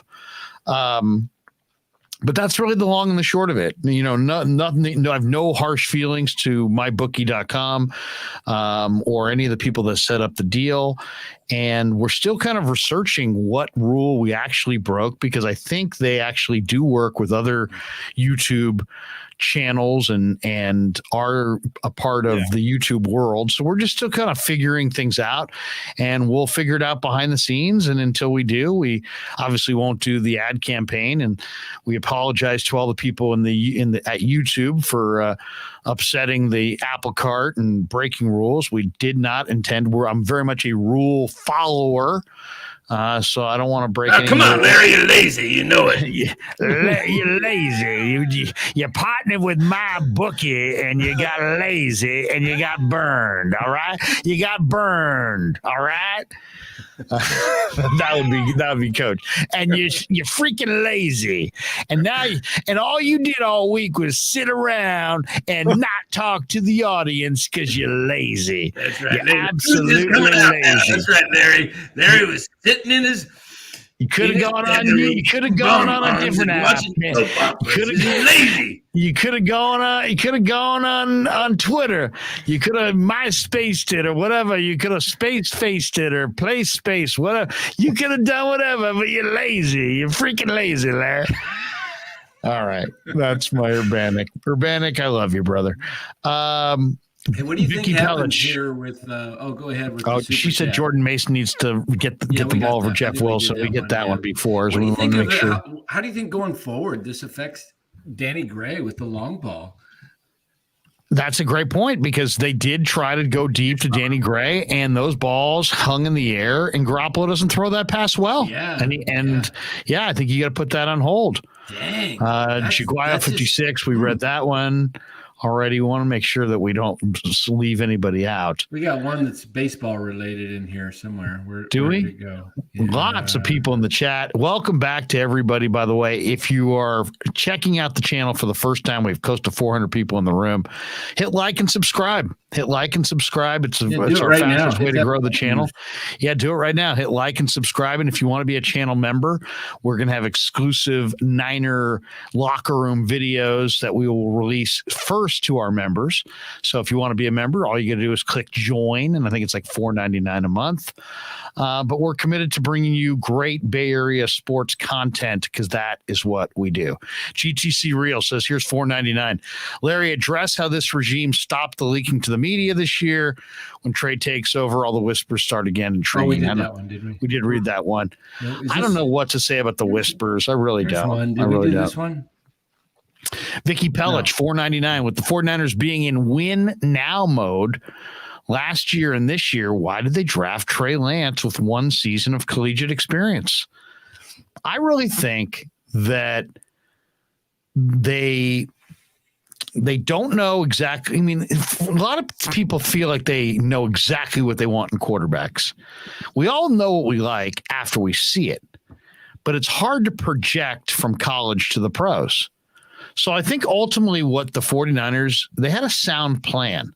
And I think the plan was evaluate what you think is the best talent, and then take that talent and put that talent through the best development process with the best surrounding talent around them and the best play caller. And if you do all those things, you'll wind up with a superstar, top of the shelf quarterback. I really think that was their mindset. They know they have great talent. They know they have Kyle, who's a terrific play caller. And so they decided that the Mahomes,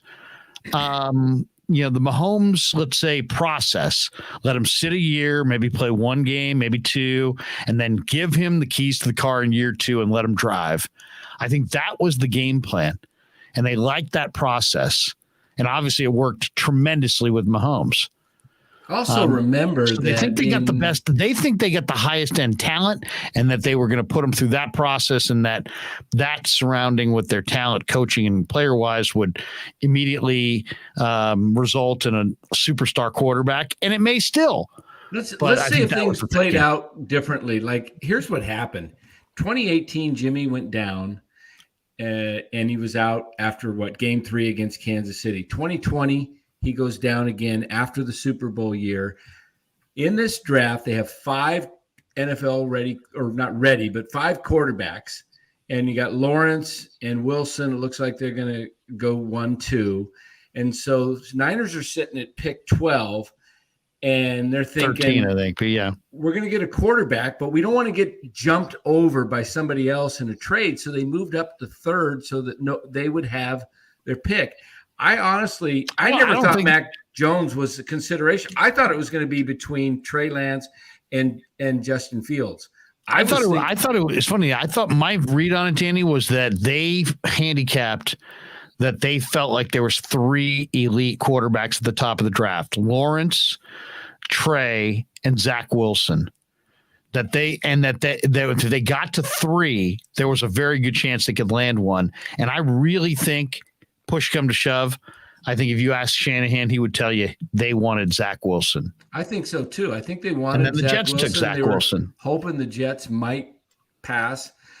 They were dreaming the Zach Wilson dream. Had they sat at 12 and didn't trade 2 picks to move up, and they selected either Trey or Mac Jones, I don't think we'd have all this crazy pressure in the quarterback room. I think if Trey was just sitting, it's because they gave up 2 future number 1s to move up to get Trey that all this rush is, you got to get him in there. You got to get him in there. Had they just picked a quarterback at 12, which they could have, if hindsight was 2020, they could have got Mac Jones or Trey, I think. Or imagine trading back and getting Davis Mills even. Yeah. I mean, had they done something like that, and who would, if you could do it again? That might be the great question of the night. If you could do it again, you got the 13th pick. If you stayed at 13, there's no guarantee that Mac Jones, somebody might have traded it for Mac Jones. I thought they were at 13. I'm not sure. One of the two, but yeah. 12 or 13. Yeah. How would you have played your hand? And who would you have targeted? Because right now we don't know who's going to be good. Trevor Lawrence was great today. Well, it depends on what kind of offense you want to run. If you're going to run the offense that I think Zach Wilson is the guy. I really do. And I know a lot of people don't think that, but I still think he's special. They couldn't get Wilson at 12. To me, if they're going to run the offense that they're running, which is, to me, it isn't it's not an offense that is like a lot of running as far as in the pocket or bootlegs, which is what I thought they would be doing. I would have just gone with Mac Jones because he's probably a better, more accurate version than Jimmy. There you go. But then, look at the NFL quarterbacks who have won Super Bowls in the last 20 years. There's not a Mac Jones there for the most part. There's like one every decade. Nick Foles, Joe Flacco, Trent Dilfer, Brad Johnson. Literally, I'm talking in the last 30 years. Better than Dilfer or Brad Okay, Johnson. but in the last 30 years, the only non-superstar quarterbacks who have won the Super Bowl are those three guys. And when I say Flacco also won, but Flacco was the MVP, I believe, that year, wasn't he? Or if he was tremendous that year. So if you want to put Flacco on that list, he also was not spectacular and he won a Super Bowl. But for the most part, you need top level quarterbacks. I think what happened here is that when Buffalo beat the Niners at Levi's, and Josh Allen completed that laser over Fred Warner's head down the field, deep down the field, I think Shanahan said, I want that. I want a mobile guy with a big arm. And so they were looking for a mobile guy with a big arm. Well, and there were three guys in this draft that were mobile with the big arm. 4 if you want to say Fields. But I thought Fields took a ton of sacks and holds the ball a long time, and there are a lot of people that really questioned his processing ability. So that's one. So I think a lot of people put him in a different category. But when you talk about mobile, athletic pocket players, guys who can do it from the pocket also had mobility. You look at Lawrence and Wilson and Lance. And so I think they thought, you know what, we'll get up to number 3 and we'll get whatever one falls to us. And Lance fell to them and they took him. So Mac Jones is, though, he had the whole buzz of like him being, a tennis player, sort of like Drew Brees. And he is more like, I think he ran a faster 40 than Mahomes did. The thing about, for me, that I couldn't get over with Mac Jones is everybody's saying what a genius he was. And every time I heard him interviewed, he sounded like a moron. He didn't sound like he definitely didn't sound like the smartest quarterback that ever came down the pike.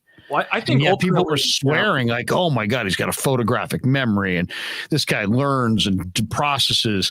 He's like a coach on the field and he steps to the line. He knows exactly where he's going. And now we've kind of seen it a little bit and you can see how fast he processes and the ball does come out on time. But there's limitations to his movement ability and you kind of wonder. And his arm strength. He doesn't have the Stafford arm, and he doesn't move well. And then you look at a league that's got Josh Allen and Mahomes and Herbert, and you're saying, well, wait a second. How am I going to win a Super Bowl if I don't have a quarterback who's got some mobility? How am I going to win a Super Bowl if I don't have a quarterback who's, can match the top young talents in the game? So I think I don't think McCorkle was ever in consideration personally. I mean, if at 3, then you don't think Kyle Shanahan's truthful because he basically made it sound like it came down to Lance or Jones. I don't know why you would have traded up to get to 3. Well, that's my problem with it. Is it's like we just have to forget about the pick, like where it was. Like I think that who would you want right now if you could have any of those guys? Well, it's just hard to say. I would have said Trey before this injury. But now it's hard to see anything. He's asking in the chat what you're eating, by the way. Oh, I'm eating sunflower seeds because I haven't eaten all day except for a little that's food. complete, and you know it. Yeah, no. But they're a cheat. They're cheats. Danny's like, how dare you eat during the show? That's how rude. I'm a huge. That is so rude, isn't it, Dan? I can't even picture anybody who would do such a thing, No Danny. way. Who would eat on the show like that? I mean, come on. What, do you have total disrespect for us? What's next? Are you going to put a big Kopi in and just start spitting? Go upper tank. You're up here. Man. My thought with the Mac Jones. I never understood the people who dipped in the upper tank. It only makes sense if it's like I was dipped in the lower tank. I go right tank, left tank. Sometimes monster center tank, but I never understood the people who go upper tank. The saliva glands aren't as big or something, and so like you put up like I have those Zins I throw in and but how's that comfortable? You're constantly I don't know, but it just doesn't seem comfortable. I don't know. You get used to it, but so my rationale. I'll take my word for it. Take your word for it. My rationale with the Mac Jones thing is I just listening to Mike Lombardi and Chris Sims. Both guys are pretty plugged into the organization. They both said that Kyle and Mike Shanahan love Mac Jones, but that it was like a couple month process where once they traded up, it was like initially they liked Mac Jones, but they were gonna do their due diligence with all the quarterbacks, and then once it got to the like John Lynch and a bunch of the scouting department people really loved Trey Lance, and they're pushing him. And then Kyle met Trey and saw what a fantastic and such a bright kid he is, that I think that he's a great prospect. He's a terrific prospect. The ceiling is still the highest in the draft. I really do. I agree, Dan, but I thought this was my thinking with McCorkle is you take Mac and then that means you can let Jimmy walk. I thought that he would be he has that weird body that kind of he was ready to play. And you can get good 3-4 years out of him in a low contract. Ready to play, yes. Ready to play on a rookie contract. You can build out the already maybe the most stacked roster with even more stacked, and just kind of just have kind of an average quarterback that's pretty hindsight probably would have been maybe the best move is just let Jimmy go, get rid of that $26 million, get guys like they could have gone after an Odell Beckham last year instead of the Rams having him, getting guys in there that were ready to play on a Super Bowl ready roster. But hindsight 2020, you got to go with what you got. I mean, Steph Curry, when he got injured early on with his ankles, everybody said, what a bust of a pick. That's what I brought to Larry on the way. I was like, wait, okay. I was searching for a silver lining. I was like, well, maybe they're able to pull off kind of the Steph Curry shenanigans sort of extension where, then all of a sudden it's like, okay, the timetables moved back a little bit, but there's a chance that, we don't have to pay him his Pat Mahomes level after his first contract. Like we can kind of maybe have a cheaper, let him develop. Maybe what you do is you extend him next year and you sign him to a 5-year deal that's lower instead of. What do you do at the end of this year? Now, I'm not presenting this as a problem. I'm more presenting it as a scenario. Okay, so I'm not complaining. I'm just throwing this out as a scenario.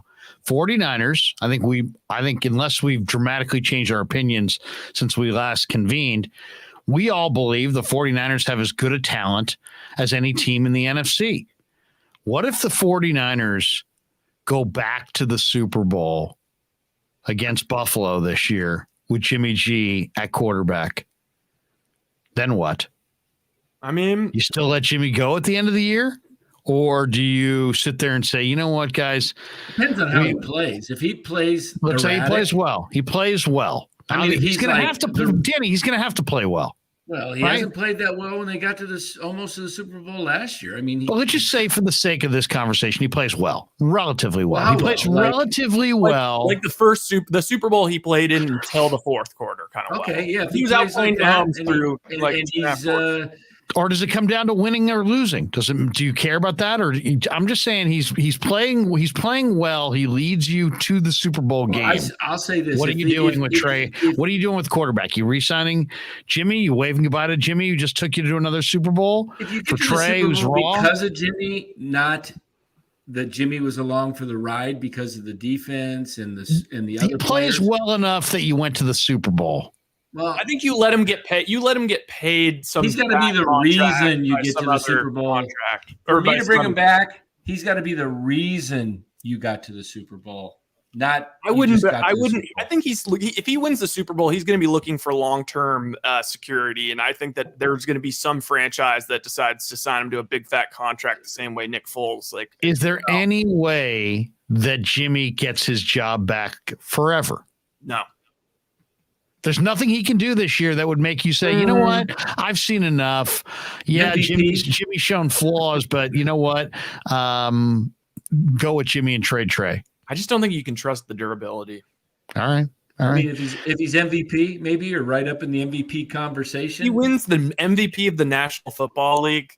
And yeah, okay, maybe. Yeah, I'll do it. What if they win 11 games, go to the NFC playoffs, and advance to the Super Bowl? No. You're still kissing them off at the end of the year. Yeah, I mean, because they can afford him. He's over 30 now, right? Mm-hmm. And he's had some injury issues. And, I'll tell you what. I listened to the presser this afternoon after the game. Jimmy ran some plays today that he really, it was kind of like in 2017 where it was just like, just get out there and roll and go with it. He said he kind of loves that kind of football. I'm kind of wondering if Kyle stifles him in his abilities. I think he does to an extent. I think that he was a different quarterback. I think the injury played into it a little bit, the ACL. But if you go back and rewatch 17 those 6 games, I mean, even that people want to say, the Jaguars weren't playing. That passing defense hadn't allowed an opening drive first step. No, he looked like the next coming of Joe Montana for a little bit. Not quite. He was so good in those 5 games, especially against Jacksonville. I was like, he was improvising and he was on the roll. He was hitting passes, escaping the pocket, throwing dimes into the end zone. And it looked like, who is this guy? And I'm thinking, they got themselves a quarterback. This team's going to be good. And I actually went down and picked out season tickets, and I was ready to get them. And then I thought more about it, and I thought, I don't want to go to 8-9 games a year. Look at you. You're always throwing season tickets around. Yeah, just throwing my clout around. Look at you. I was thinking about doing season tickets, and then when he gets pissed at you, I'm not going to re-up my season tickets. Hey, I did have a talk. When you give an opinion, I'm a season ticket holder. My Giants ticket, season tickets, I had a talk with my liaison. Your what? My ticket liaison. Oh, yeah? How's that person doing? She's good. She's a real nice lady. She's a great Giants fan. Are you aggressive? Are you aggressive with her? Or are you? I told her what I felt. I said, look, Kershaw. It was Amanda Kershaw. Yeah, she's a wonderful, wonderful lady. Anyway, she said that you had to renew by Friday if you wanted to keep your prices the same. Otherwise, they were going to go up $325 a seat. And I said, I'll take that chance. I'll tell upper management that I'm not renewing. I want to see what they do in the off season. And if they go out and sign some top free agents and get some real baseball players instead of these AAA guys off the scrap heap. What was her name again? Amanda Kershaw. Do you think Amanda is calling Farhan? Expressing this Farhan, how you doing, Amanda? Dan Coach Emilio was just checking in with me, and he had a little message that he wanted to pass along. Do you think that conversation? He said it runs up the ladder and it gets to where it needs to go. So I trust her. We'll run this by the boys on the board. Is that what she dropped that one? I did ask her if she's hearing similar sentiments, and she said, "Yeah, we're hearing. Look at that. People are not looking to renew until they see." You were pressing her for information. Yeah, pressing. Are you hearing similar responses to the one I've given? Yeah, because enough you and your season tickets. Sorry. I'll go. Glass half full guy says here's $4.99. Not 49ers related, but I want to believe Farhan will spend big in free agency. But right now, I don't believe him. Kapler gives me weird vibes. # fire Kapler. That sounds like something I wrote. Farhan's talking big. I don't believe him. And Kapler, I think Kapler is a weirdo. Ultimately, I could have written that. The glass half full guy, I endorse this completely. And he's a glass half full guy. Hey, I put a tweet out yesterday, got some response that I said. Did you also go with the weirdo? No, I said after Hunter Pence's speech and him going onto the Wall of Fame and just all the ex-players just saying how wonderful Hunter is. I said, that's what the Giants need. They need some positive energy in their clubhouse. Get rid of this negative energy of Kapler. Just send him packing.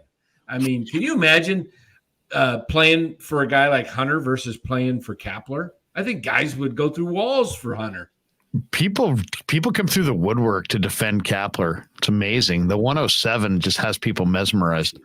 What do you think of this comment? On the surface, it seems like just kind of a random comment, but honestly, Debo and Jimmy are the perfect combo for each other. They actually are. Like Jimmy can't throw deep, and Debo doesn't separate really deep. Yeah, they both are excellent at that very thing that connects them, which is weird. Debo completes Jimmy. Jimmy completes Debo. No. Vicky Pellich completes me for $4.99. She says, with the 49ers being in win now mode last year and this year, why did they draft Trey Lance? We read this. Vicky, it sounded better the second time around. Todd from Todd Jersey Architecture Incorporated. Yeah, poor Trey. He's in an abusive relationship with Kyle Shanahan. What if this thing took a huge turn for the worse tomorrow and Trey's parents filed the lawsuit against Shanahan? Larry, I overheard lawsuit. I overheard that. You heard our son, and it was negligence. Oh my God, Larry, that would just be Larry Parker or something like that. Every sports talk show host, every show, we have our legal expert on to talk about the pending litigation between Lance's family and the 49er organization. Who's the big injury claim lawyer in the Bay Area that's on all the time? We have an Arizona guy named Larry Parker. Hey, call Larry Parker if you've been injured. We're the lawyers who we hope you'll never need. Oh, God. Seriously, though, Molay's in the house. Look at Molay's in the house. Yeah. 1999. He says, I'm just glad for Sunday dinner with the Krueg show. That's right. The Sunday dinner. Where is that? Where is the damn Sunday dinner? Grew up with the Sunday dinner. Yes, we did. We all grew up with the Sunday dinner. Get going. Well, we got a Romo comment here. Was that Drake Jackson? Yeah. Let me hear Drake Jackson one more time. It was the tech one again.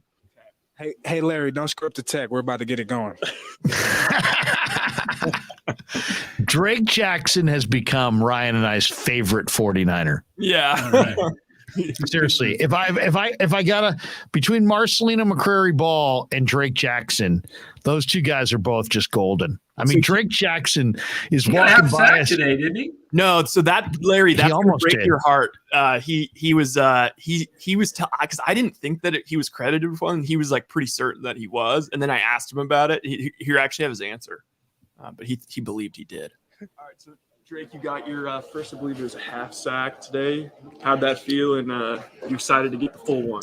It felt pretty wild, not gonna lie, to get the quarterback down in front of that crowd like that. But man, I'm coming for that single for sure, man. And I'm trying to stay close to Bosa, even though he's Bosa. But I'm trying to stay close to him in stacks and try to get in the run-in for something. So yes, sir. Third Bosa brother. All right. Third Bosa brother. I think. That was like one of my awesome softball questions. Yeah, I asked him. Drake is the man. My guys. That's what he said to us the other day. He's like, my guys. Matt Calloway says, here's $1.99. He says, Jimmy was voted into the top 100 by his peers, you clowns. That's clowns? See, that's the annoying thing is it's like I just got everyone. Matt's donating cash to us and then calling us clowns. It's a complex relationship. I could be called a Jimmy G. Call us clowns one more time, Matt. Go ahead. Yeah, I doubt you would. Make it $10. Make it $10. I doubt you would donate $10.99 and really rip us. All right. I don't know if I'd ever recover. It is kind of a controversial. That is kind of a an enigmatic chat, right? Here's $1.99. You guys are clowns. Clowns. We got a Romo comment here. Do we? Romo 2001's in the house. 5 bones. Did Kyle run more quarterback running scheme with Trey because he had Jimmy as a backup? Maybe an expendable mindset because there isn't buy-in with Trey. I think that's is he suggesting that Kyle ran Trey to get him hurt? Here comes that lawsuit. But yeah, here comes the lawsuit. Here comes the lawsuit. No, I think he's saying negligence. Line number 1, Alan Dershowitz. If Jimmy wasn't here, I feel like I would like to think that he wouldn't be so brazen. Oh my God! Oh, here he comes. Sneaky. What do we got? What is going on there? What the hell? Look at Len. If you don't show up. I did the show with this guy last night. Wait a second. I got a great I got a great one here, Len. You'll love this one. This is where is this one? Oh, where is it? There's the one that said that Mark Willard works harder than me. Did you see that? Good one. Here we go. This is from Donovan. He says, Mark Willard works harder, Larry. All right. So Larry, when all right. I'll give you that. What's that? Fair warning, if you don't show up, substitute Larry will be in the house. And he doesn't know very much about sports at all. So it's going to be very random. Might talk about cookie dough, ice cream, maybe IPAs. Maybe Let's talk some brew. I'd love to watch substitute Willard and substitute Larry just go at it. Wait, I'll get substitute Willard. Hang on. You guys keep going. He'll be no. Look at that. Nick says, here's $1.99. The Giants swept, fire Gabe and Farhan. Yeah, the bases loaded. I saw Danny the other day sent me an article from The Athletic about lengthy article about how Farhan is basically already carved out a new deal. He's got like an FDR. He's got a brand new deal. A new deal. Yeah, that's ridiculous. Hey, substitute Larry, what are you doing up so late? It's 1 a.m, man.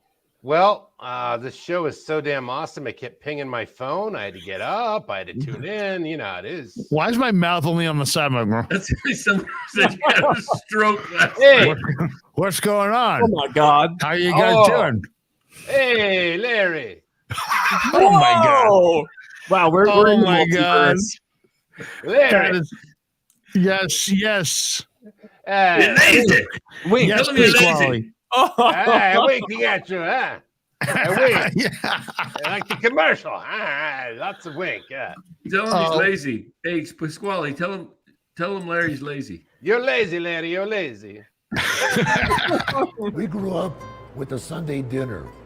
Yeah, there we go. Oh, no, there's Willard. Oh, my gosh. Oh, my gosh. Is this 90.997 the game? Oh,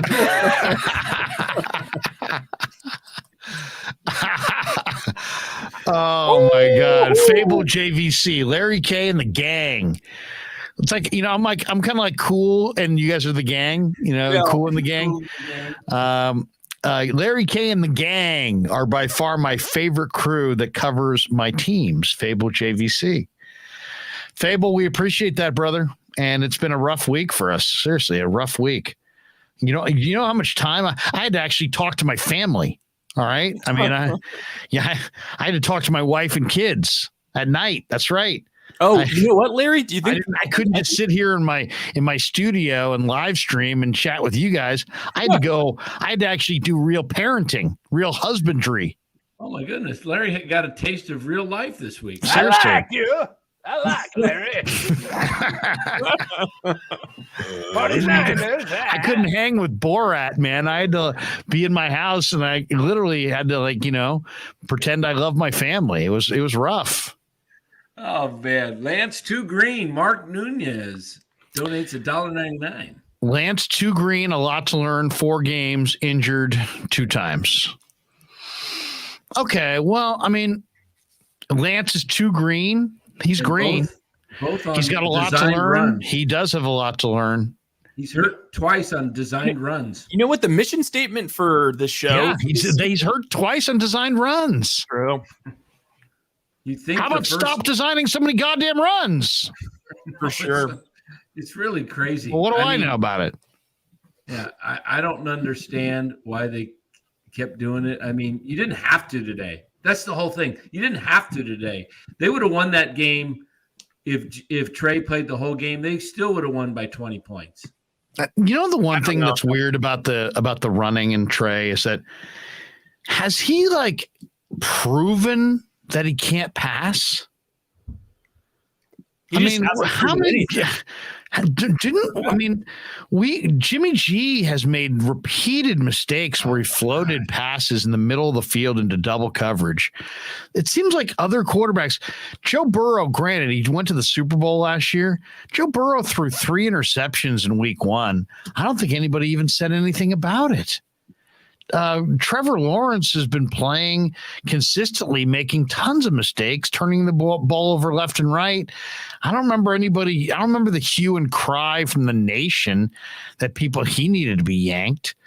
But just you put mediocre Garoppolo behind Trey Lance, and suddenly Trey Lance is like, it's like the idea of Garoppolo is better than Garoppolo. It's like the people have a romantic notion about what Jimmy Garoppolo is compared to what he actually is. I agree with what you guys were saying before. I think you say, where's Jimmy Garoppolo? Sit in the quarterback list? I don't know. I would say 14, 15, if you want to argue 20, 21, 22, anywhere in there, wherever. He's not in the top 10. He's not in the bottom 10. He's in that middle 10 somewhere. But, you know, that's what we're talking about. So why this unbelievable support for Jimmy Garoppolo? I mean, a guy who threw a terrible interception to Chris Jones in his face in the Super Bowl, missed Emmanuel Sanders, couldn't get a first down in the final 2 drives in the NFC Championship game against the Rams defensive line. Couldn't forget touchdown. Couldn't get a first down. But yeah, he's like everybody's number one guy that they absolutely have to have. In the locker room, how much do you think it has to do with his charisma, his smile, his just happy-go-lucky good guy? He is one of the guys, but so's Trey. Trey's one of the guys, man. Yeah, but you know, it's hard to unseat a guy that's been there and he's still sitting there. I mean, it's kind of like, hey, there's a guy sitting right over there at that locker room. The loyalty's been there. He's been kind of their leader. They do say that Jimmy commands a lot in the huddle, that he takes charge. Now, looking at some of his passes, it sure wouldn't come across that way. I mean, the way he throws some of the most ill-timed passes, especially when he's on the run. He had another one today when he was on the run, and it was just like a horrible pass. And like, I'm thinking, man. I thought his downfield throwing today was average or below average. Yeah, it just there was all kinds of ducks floating all over the place in the second half. You know, I think probably, and this is gonna sound crazy because I know he doesn't have the experience, and that Jimmy is the guy when it comes to experience, and you need experience. But their best pure passer is Brock Purdy. Sorry, guys. What happened? You hot date over there? Or, Ringo calls, or what's going on? You breeze in, you breeze out, you do what you want. You kind of you come and go. Sunflower seeds, you chew. Yeah. My mom used to say, what do you think this is? An all day buffet? I mean, Oh, here we go. Oh, there we go. What the hell is this show about? It's me, Coach Macho. Larry, you're lazy, Larry. You're lazy. Absolutely lazy. Jaguayo 56 says, here's $2. I don't care about you slackers. Pete, please give me more Pasquale. Look at that. We grew up with a Sunday dinner. We just saw Sunday Dinner a few weeks ago. So what'd you think of my comment before Rye popped in? I said the best pure passer, maybe not the best leader, but the best pure passer on this roster is Brock Purdy. Yeah, I was ignoring it. No, let's see. I think he's the most accurate. I think he's the most accurate. And I said this to Ryan today. I think we're going to see Brock Purdy later this year. And when he comes in and plays well, you heard it here first. You heard it here first. I don't need anything. I don't need your love. I don't need pats on the back. Just an occasional, mention in the chat. Hey, by the way, Krug, nothing but love. $25. Didn't Brock Purdy's parents retweet you or something? Yeah, that's right. Brock Purdy's parents know that I'm giving them some love, and now they're loving up on me. So I'm big in Purdy Nation. So don't make a move on me without the Purdy's. The Purdy's will come to my defense. No, but when Purdy gets in there and he plays well and he's accurate and and he's playing well and the Niners are scoring points and they're winning games. Don't sit there and say no, but then you know what you're going to hear? This is what you're going to hear, and it's going to annoy the hell out of me. Nobody could have predicted. Nobody knew that Brock Purdy was going to be any good, all right? It's like everybody thought Lance and Garoppolo were the big deal, and then nobody knew that Brock Purdy was any good at all. And I'm going to have to hear that over and over and over again. Nobody knew that Brock Purdy was any good. Come on. You guys are all no different. Somebody knew. Not nobody knew. And we got some positive talk here, and I agree with this. Did we already read this one? No. Nick says here's $4.99. This is a huge blow to Lance's development, looking to 23. They have to bring back Jimmy, right? I think it should be an open quarterback competition. We'll see. We'll see the way the rest of the season goes. There's some positive stuff here. And I was saying this to somebody the other day, might have been you, Larry, or Ryan. Hufanga is a natural football player with great instincts. And to me, this is where I get kind of irritated with all these guys that, you get emotional. You get emotional. His combine didn't look good, or he doesn't have this. He didn't have the intangibles here where he jumped through the hula hoop so fast, whatever the stupid combine. Look at the tape. The guy he was the defensive player of the year in the conference. Defensive player of the year, USC, for the whole conference. The guy is a headhunter. I'm not meaning that he hit, but he is on the ball. He's quick to the ball. His game instinct is so much quicker than some of these 4-3 guys that they, oh, look, he's 4-3 safety and he can jump. Well, Hufanga's the guy that was that you or Top Hat guy? I couldn't tell. I'm just looking for Mary Poppins. I might be in the wrong room. I'm sorry. Hello. Is Mary Poppins around? It's me, Mary. She works in my office as a secretary. Apparently, she took off. Oh, yes. I've just been eating these flaming. Oh, we need some more subscribers. Don't make me bust out my magic bow staff or whatever I'm supposed to have with this outfit. Yeah, more subscribers, please. And more likes. We should have at least 390 likes because there's only 353 people in the room. We need at least 390 likes. What do you guys think? I can't tell if you're a mathematician or a magician. But more likes. Ryan Fitzgerald, he's got to grow that beard a little bit bigger, and we might think you're Ryan Fitzpatrick. Yes, Ryan Fitzpatrick. Yeah. I'm 1800s pimp, I think is what the thing about Hufanga, though, guys, back to Ryan Fitzgerald. Niners are playing tons of cover 3. He's basically, the box safety. He's reading run And we talked to Jimmy Ward about this, and he's like, it's all instincts, man. He's like, it's the way they coach him up, but it's also film study. Hafanga's a really, really smart football player, and he identifies by doing film study and knowing the formations and looking into his playbook and looking at his quality control reports, looking at his statistical breakdown, what teams do in certain downs and distances and certain parts of the field and certain formations. And when he sees it, he goes. And the word that Jimmy Ward used, and it's a great interview it was my favorite interview of last week. We play it right now. We could play the interview if we wanted, but he basically said, hey, you know what? There's no hesitation with Huff. He said there's no hesitation. He just sees he sees it and he goes. And he goes, that's the key. Can't hesitate. Do you want to play it? Yeah, let's do it. He loves his safeties. There you go. Little Huff. Little Jimmy Ward. All right, we're in the Niner locker room with one of the veteran Niners, Jimmy Ward. And Jimmy, obviously a tough loss for the team in week 1. You weren't out there, but they missed you, I'm sure. Give me your perspective on it, because I'm sure you have one. We try to contain the quarterback. The defense did a great job, but eventually, sometimes something happens and a bust play here or there, and the guy, he's getting paid too. He's really a phenomenal talent, and he ended up making a few plays. And I feel like if we could have, limit those big plays, then we could have came off with the win, but we didn't.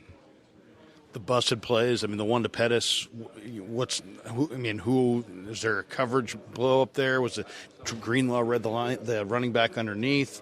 What was the bust on that play? Just a total breakdown, man. That's what happens, kind of with these scrambling quarterbacks, man, when they can extend the play. And, the zone can only hold up for so long. Man coverage can only hold up for so long. So I just feel like it was just Justin Fields just being him, being Justin Fields. What can you give the young guys in your room to help, kind of get beyond week 1 and focus on week 2? Because you've been through it before, and, the clock's ticking and there's no real time to dwell on the loss. Really, just, it's a long season. Yeah. Pitch your best foot forward and look ahead and, focus on next week. Each week is going to be a new team with a new scheme. You're a guy who a lot of people say hits like a linebacker, covers like a corner. What part of your game do you enjoy more? It seems like you love blowing people up, but then you do have that man-to-man coverage ability. What do you think your greatest strength is as a player? I like both. It just depends on the type of players I'm playing. Some guys I like to do both. Like if I'm playing against a guy like DK or Lockett, I like to cover him, but I also want my coach to call a play where I can just blow them up to let them know my presence here, and they'll be scared to catch the ball if they know somebody right there is about to hit them in their rib cage or their patella. A lot of guys don't get up too fast if you hit them in the right spot of the knee or you hit them in their rib cage. That's just my mentality. But I love the cover too. Hey Jimmy, how did it feel to get recognized on the top 100 players list? I saw Sherm's been preaching on Twitter, and I guess through his new podcast, he's always talking you up. He's like, man, that guy's gonna be all pro this year. So how'd that feel, and does that add any extra confidence going into this year? It's cool. I really did the same thing. I just got more turnovers. Oh. Shout out to Sherm, I appreciate it. Sherm, that's my guy, though. But, it was cool to actually make it on the top 100. I didn't think they was going to pit me on it.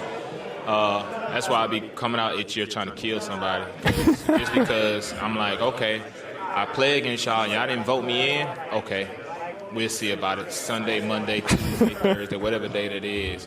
If my coach dial it up and I get an opportunity, I'm going to make you feel it just for not voting for me. And I'm going to do that again just for being 96. So you telling me there's that many other safeties better than me that can cover better than me and hit better than me. So we'll see this year when I get back on the field. It's Seattle week. Give us something on DK or on Lockett. They're different receivers, but they're dangerous receivers. Lockett, fast. He's going to do more posts, more corner posts. They like him with the double moves. DK, he's stiff, so it's just going to be 9 balls, comeback slants. He's a big body. They don't want Lockett They don't want him coming in the middle, nowhere, trying to catch balls because he doesn't weigh as much as DK. So that's kind of how they're going to use both of those wide receivers. Like I said, DK, he can take more of a hit. He can take more hits because he's a bigger body. And Lockett can't take so many hits, so they're going to keep him on the outside and make him run double moves and corner posts and posts, stuff like that. What do you think of the tight ends? Parkinson's 6'7", Disley's a veteran. They used both of them this last week. They're going to run trick plays with them, like versus my safeties. I don't feel like they get open in the man coverage. So if they catch the ball, it's going to be in zone. Like I don't see them catching too many balls with the safeties. How we cover here. Mooney and Womack added to the secondary. Obviously, to me, that was my takeaway from week one, is just how scary the Niners secondary potentially can be. What do you think of the new additions? Oh, I love him. Sammy is a ball hawk. Mooney, you seen what he just did. Like Justin Fields, I feel like the head coach just told Justin Fields just to throw the ball up to see what happens. And he threw the ball up twice on Mooney's side, and the ball wasn't catchable from neither side. So you see what he brings to the table. He's a big body, and he can tackle too. So that's a great addition to the team. I know turnovers are a bit of luck, but was that an emphasis at all this year? Like, get some more picks. Seems like in the Shanahan era, haven't been as many interceptions and turnover ratios. A little low. We switched some calls up. We're gonna be nice. We switched some calls up. We're gonna be able to see the ball more on the back end. It's like it's hard to catch. It's hard to catch picks in man coverage. Yeah. Like we be fighting for our life. So. It's hard, but zone coverage, we can see the ball. Like when we switching it up and some of the calls that he has, like you see how Huff caught a pick early in the game. You know, that's I just feel like that's only a taste of what we gonna do this season. I feel like we're gonna get our hands on a lot of ball, and that's the linebackers including. And you never know, you probably see some D linemen get some picks. So, I gotta ask you about Huff. I mean, you've been with the team for a while. He's impressive, man. He is impressive. And to me, what's impressive is how he diagnoses so early the mesh point on the handoffs, the run plays, and he aggressively attacks. Give me your thoughts on his progress. Seems like every time I watch him, he's better. That's an instinct, bro. He has something that you can't teach. And it's him watching a bunch of film that makes him even more faster. And then he's understanding what he's going to get. He understands if this guy blocks engaged on the D end, if it's a double team, he can play fast. And that's what he's been doing. Like this first game, or even in preseason, he's been playing fast. He hasn't been hesitating. No hesitation in his game. And that's normally who wins, the guy who doesn't hesitate in this game. And it's all film study? It's all based on film study, huh? It's all based on film study. It's the coaches coaching them up pretty good. Coach CU and Coach DB, they coaching them up pretty good. And it's Huff being Huff. Huff is a tremendous talent. Does he have the best hair on the team? Yeah, definitely. Y'all need to go tell somebody to give him a shampoo deal or something sooner or later. Jimmy, thanks, man. All right, thank you. Thank you. There you go, Jimmy Ward, and solid, man. He's solid. Yeah. A lot of good things there. I did find it funny that when he said, sometimes you got to hit somebody in their patella. Yeah. And then as he said, he had a little kind of a little sly grin. I think he meant Pasquale. yeah. I mean, he's got a defensive first mentality, man. That's what I love about Jimmy Ward. And he's candid. He's real. And he had great things to say. I thought that was one of my favorites that we've done so far. Flav donates $4.99. He says also Niners Vegas Super Bowl odds have increased after the injury to Trey Lance. What do you guys think of that? Yeah, I mean, I don't. The only thing Does that surprise you? Oh, yeah, it does.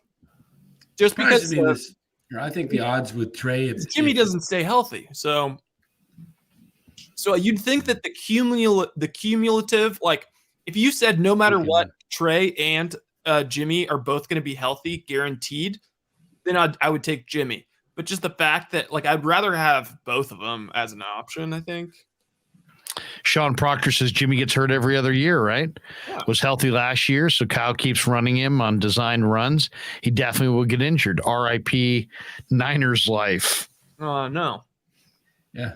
And Flav says, we did that one. Flav says, They're reading super chats out of order, killing them. We got one Sorry way about back that, here. Flav. We were jumping around because we had Jordan Elliott, and then we were jumping back and forth. We got one everybody way that back just got here. fired. Wait, if Jimmy Ward just got you fired up, like just think about that. You know, you can watch your Niners. You don't have to always be thinking about Trey and this Jimmy. This defense, this is going to be one of those teams where the defense is at times more fun to watch than the offense. Like you'll be looking forward to their defensive possessions because they're going to get that many freaking sacks and turnovers and be that sick. Just This is an old one that came in a while ago. We need to. Whoop, there it was. Pizza diaper says talking Kapler baseball. doesn't fit San Francisco. He's an ice cream spitting SoCal guy.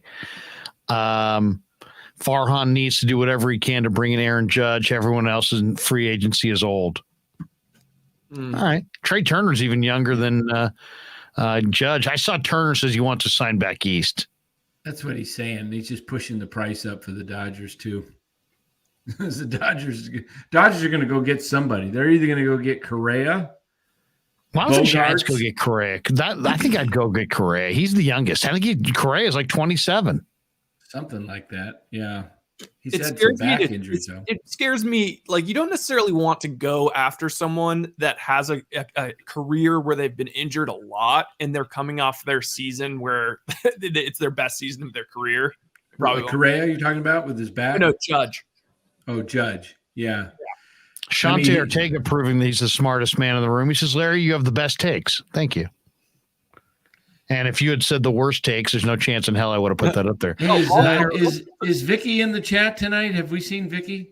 Yes. Vicky's there. Vicky's in the house. Shout out to Vicky. She kicked my ass in fantasy football, and she still has Stephon Diggs to play tomorrow night, and she's already won. Vicky Sean taking P. down Coach Sean P. Emilio. and I are having kind of a legendary matchup this week. Like we're both projected to put up like 145 or something. I saw that. Yeah, I got MF going right now, and my team. This is like the all-time dog meat bowl. I thought I was home as soon as freaking Chubb had like 30 and freaking. He has. Listen to this one. I have 68.90. MF 68.90. No way. Is epic. Do you got any players tomorrow? Dead freaking heat. You got any players tomorrow? Yeah, he's got Jalen Hurts tomorrow night, and he has Dallas Jefferson. Goddard. He's got Goddard going tomorrow night. Goddard and Hurts. And you just got Jefferson? I have Justin Jefferson and Greg Joseph. I think he's going to I think pull I'm it going out. to win. I think What's he's that? going to pull it out. Hurts is probably going to get 20-plus points, and who's All right, that's it. I didn't want to have to mute Danny, but he just started. Right, it's not my fault. He just started to annoy me. Right, things that he was saying were bothering me, and I was starting to bother my ears. By the way, I thought to myself as I was hearing him say that my fantasy team was going to lose, I thought to myself, this would be a great time to mute Dan. This would be a great time to mute Dan. And then all of a sudden I clicked the mouse and I started looking for the three dots. I'm like, where's the mute? Where's the mute? Where's the mute? And then I found it and I clicked it.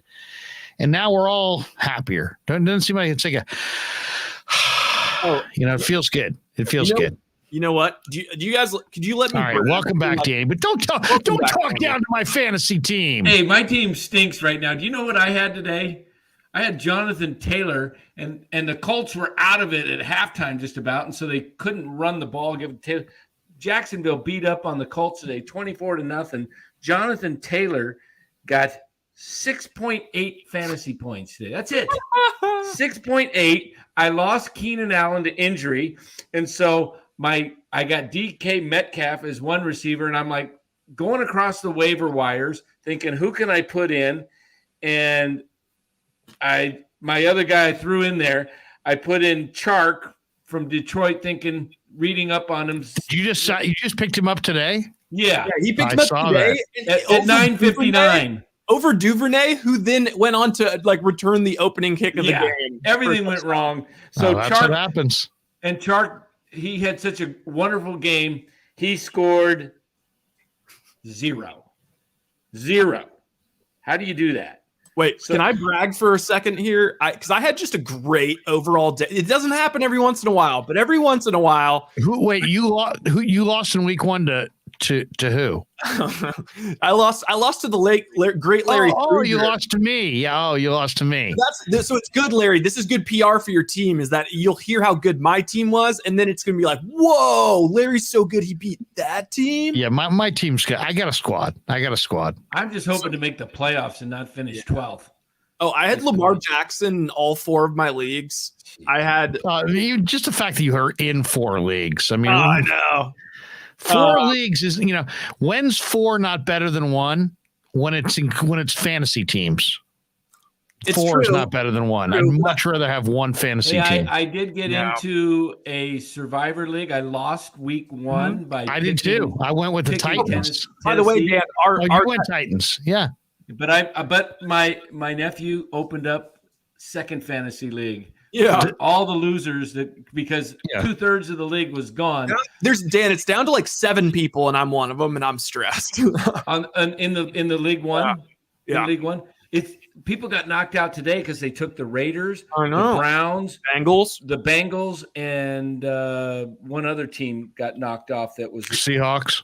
No, it was an upset. Who was it? Let me see. Wait. Oh, the now I'm only got 6 left, and I'm on 2. I entered it as I'm 2 different guys, and I got You're 2 different guys. 2 of the 6. I've always thought you're 2 different guys. Dan. Wait, but then listen to this. You guys know Dan Coach Emilio? He's 2 different guys. Watch it. Wait. The Ravens. The Ravens. What a game that was. Dolphins, Ravens. Dan, listen to what a great tease this was. It felt like the biggest lock of all time. We'll be the judge of that. And then it hit. Okay, I took the Rams -3 coming off a loss. The 49ers minus. It was Rams -10, so the teaser was -4, wasn't it? Because they pushed on that. I did Rams on the teaser -4, and it pushed. But this is a 7-point tease because of the safety. Look at you! This is a 7. He's not going 6-point teasers. He's going 7-point teasers. Yeah, because why don't you play super teaser at 10? I expanded to 5. So I had the Rams -3, the Niners -2.5, the Broncos coming off a loss -2.5, the Packers coming off a loss -2.5, and then my Washington Commanders +10. Jahan Dotson, by the way, looked good. I should have put him in the lineup today. Yeah, Pizza Diaper says here's $4.99. There's nothing there. He says Trey isn't big like Cam Newton or Josh Allen. He played under center in college. I don't understand why we haven't ran a bootleg offense with him. Sad. Yeah. I kind of agree. With Pizza Diaper. Can't believe I'm saying that. Well, yeah, he's not Cam Newton or Josh Allen. He's much smaller than those guys. Dustin the Gale says, here's $9.99. I might take a hiatus from this team until there's a new regime. It doesn't take a rocket scientist to know to not use your franchise quarterback like that, but so many people are rationalizing it. Yeah, I know there are going to be people who rationalize it, and at the end of the day, you're running your quarterback between the tackles, and he's taking hits like a running back. And what do most teams do when they draft a running back? They never give that running back a second deal. Why? Because taking hits takes stuff out of you. And that's why you don't run your quarterback. I know. That's why Cyrus is always so tired. Who? Cyrus Satsas. Why? Because he takes so many hits. Hey, Sai's going to be back with us, by the way. Warriors going to camp. Yes. Warriors going to camp in a week. Hey, Sai Money will be back in the house. I can't. Guys, this is Sai. I got to go away for about 5 minutes, but I'll be right back. Hey, and he comes back. Did you see his tweet today? What's going on? Did you see his tweet today about the? Can you believe James Wiseman had a double-double? Oh no. I think are you all right? Can you see us? Yeah, I can see you guys. What? Why? What makes you think I can't see you guys? Your eyes look a little closed, Si. What do you mean? What are you talking about, bro? What do you? My eyes are wide open. My eyes are fine. My eyes are totally fine. I have no idea what you're talking about. I have them taped fully open. Did you see his tweet today? No. No, but I'm sure it was aggressive. Oh, it was very aggressive. Let me pull it up. He's just like a pit bull. And I love Size. Size the man. Let me ask you why I'm looking this up, because I thought about this today. Tua had an amazing game. 6 touchdowns, over 400 plus yards passing. Who would you rather have calling your plays, Kyle or Mike McDaniels? Well, how about this? Whose weapons would you rather have? Tyreek Hill and Jalen Waddle, who combined today for 22 catches. For like 400 yards and like 2 touchdowns. And like 5 touchdowns, 4 touchdowns, like 300 and something yards and 22 receptions. Hill and Waddle, Tyreek Hill and Jalen Waddle. Are you guys smelling a little bit of boy genius discourse that's about to happen? We may have a new boy genius. We had McVay. We had Shanahan. Well, it looks like Damon Bruce is out there calling for malpractice on Kyle Shanahan. Maybe he should represent the Lance family. Okay, oh, people are already laying their takes. McDaniels will win a Super Bowl before Kyle. That's a good take to squat on. Kyle is an overrated hack. Okay. Here is Size tweet today. What are we listening to? Size tweet about the game 49ers today.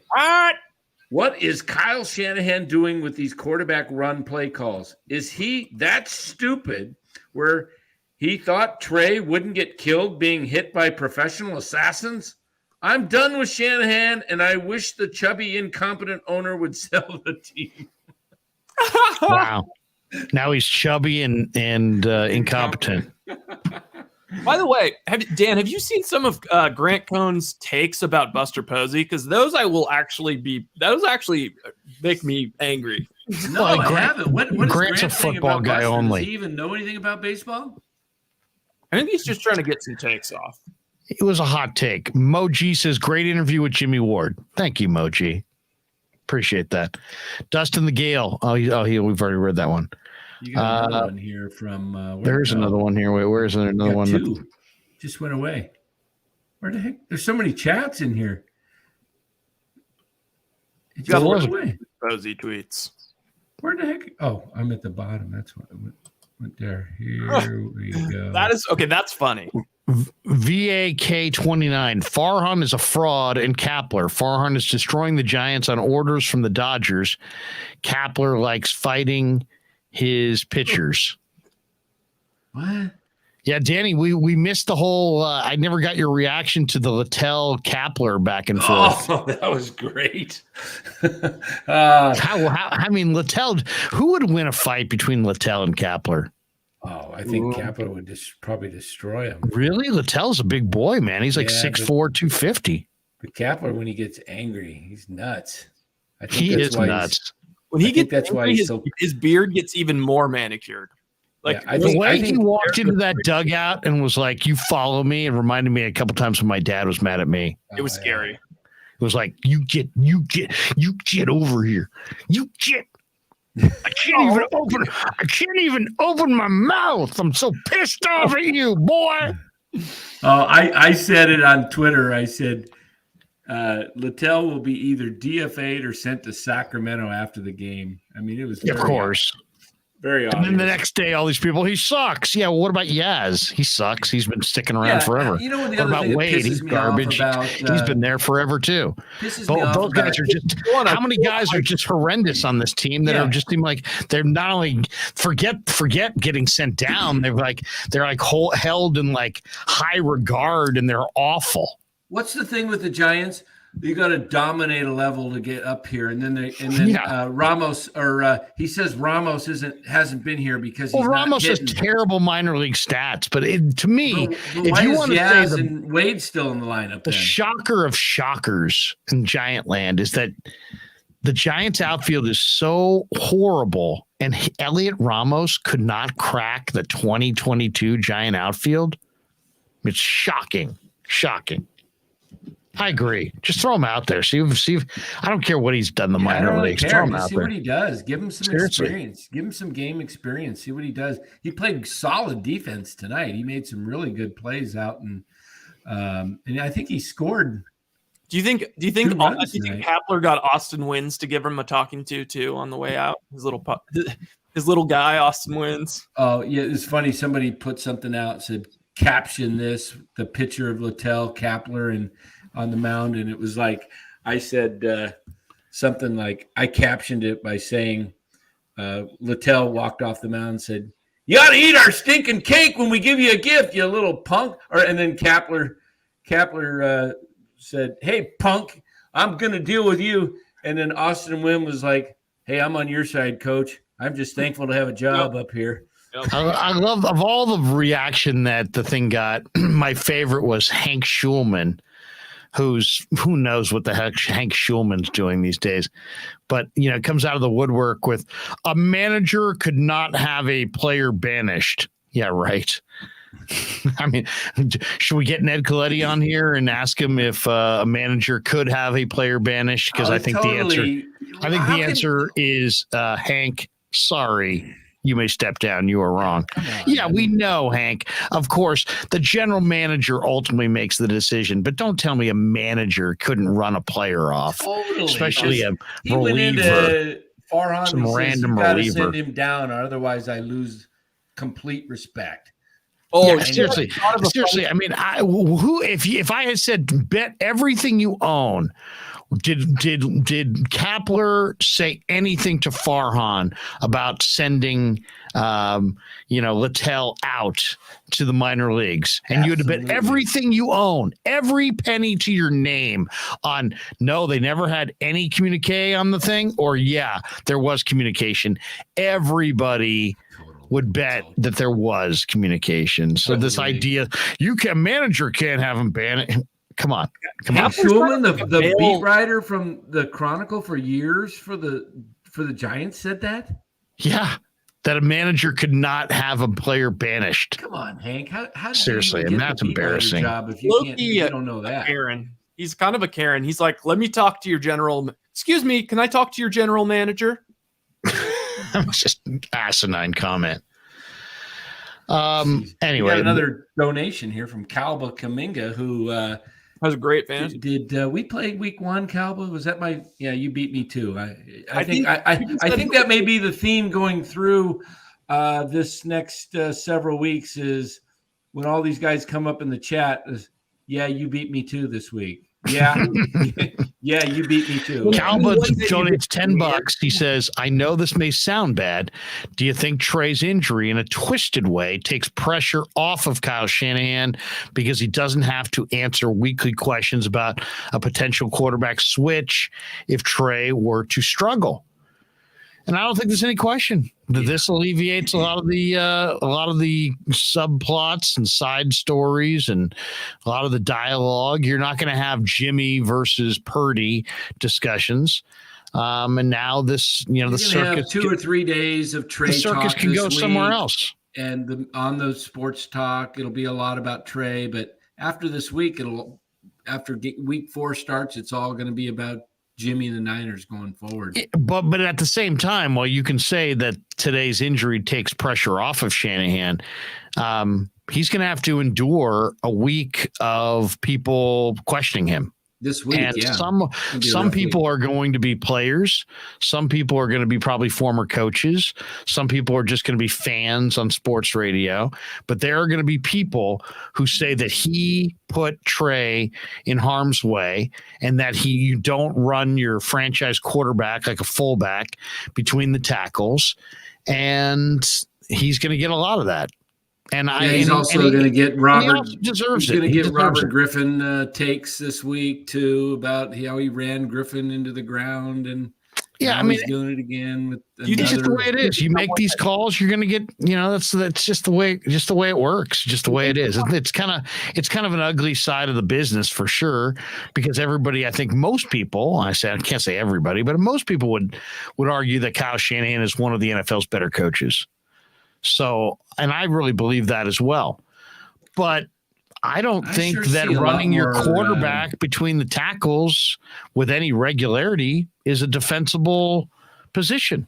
Let me Especially when you're talking about risk reward. I mean, that's really what it's about for me. It's about risk reward. Yeah, you're at the game today. You saw one really wide open pass to Ross Dwelly, the one he got the TD on, and you saw that was from Jimmy. But how many games do you watch in the NFL where you see other plays drawn up for teams where the receivers are wide open, or there's misdirection or crossing over the middle, or even today Tyreek Hill? I know it's Tyreek Hill, but comes in after being on the bench because of cramps and stuff, and he gets he was dehydrated or whatever. They get him get him ready to go again, and he comes in and gets 2 long bombs. But you see this across the league. Guys get open, and in the 49ers, it doesn't seem like guys are wide open a lot. They are. Why? But they miss them then, because I see it. I watch many games today, and I'm just wondering, is it the quarterbacks that they've employed, or is it the play calling? Is it too conservative, so run happy that they don't ever? I mean, they do get some calls. I mean, there's guys but there's not big plays, and I think we're back to less than 20-yard plays with Jimmy. The thing that was great about Trey being able to play is you were going to see downfield passing. Now we're back to, it looks like, probably 10-yard passes, 8-yard passes, and run after the catch. This is why they wanted to upgrade, because there was no Jimmy Garoppolo under his run here since 2017.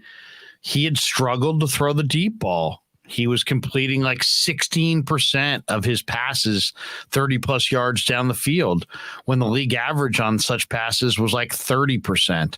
So that's a big reason they drafted Trey Lance, because they had no outside the number passing game and down the field passing game. That's why they brought in Trey Lance. So if you take Trey away and you go back to Jimmy, you're going to have more drives. He's going to complete a higher percentage, but you're going to have to go back to, you're not going to have that space created. Now, you did add Danny Gray. You did add Ray McLeod. They still can run. You still can use them to go deep. But can he hit those passes? Or is those balls going to flutter and hang, and he's going to wind up work on that? Those passes are going to get picked. Jeez. Sean Proctor donates $1.99. He says Hank Schulman still drives by himself with a mask on. Probably. That is good. Dylan Peterson, $1.99. Your guys' thoughts on Kyler's and the Cards comeback? Raiders blew a 20-0 halftime lead in that game, gentlemen. 20-0.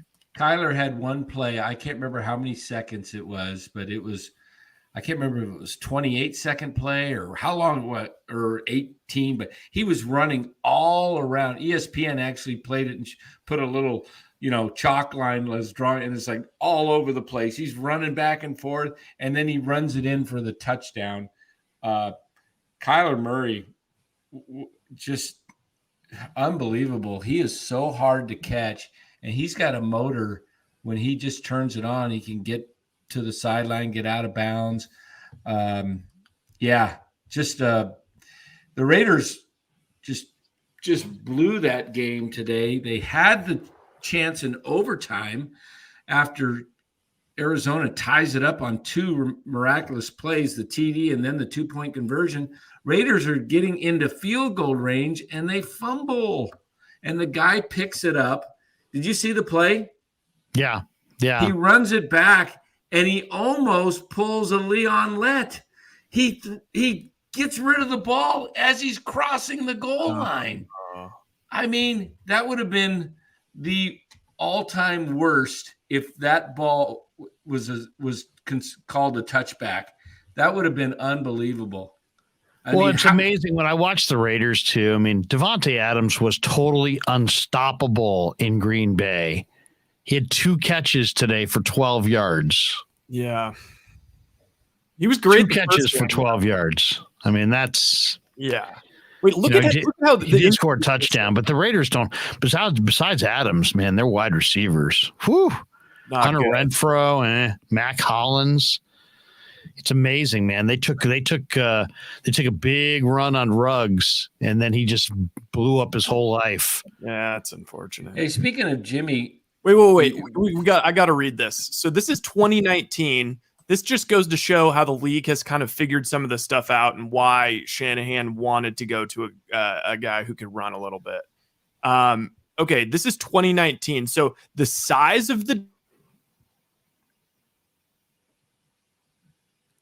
you froze, right? The size of the what? You can see. What are we talking about? The size of the, and then you froze. Oh, sorry. The size of the dot indicates how much separation the receiver got. So, Right. in other words, how wide open they are. Look, they are number one in terms of like how big their dot is, like even bigger than like the Chiefs with Tyreek Hill. This is 2019. Then deep ball completion percentage. This is 20+ yard air. This is the Raiders. No, this is Jimmy G. Jimmy G. Okay. 20 yard plus air yard or 20+ air yards. Yeah, he had the highest completion percentage of those. He didn't have as many throws. Yeah, Jimmy. This is under 20 yards? Over 20.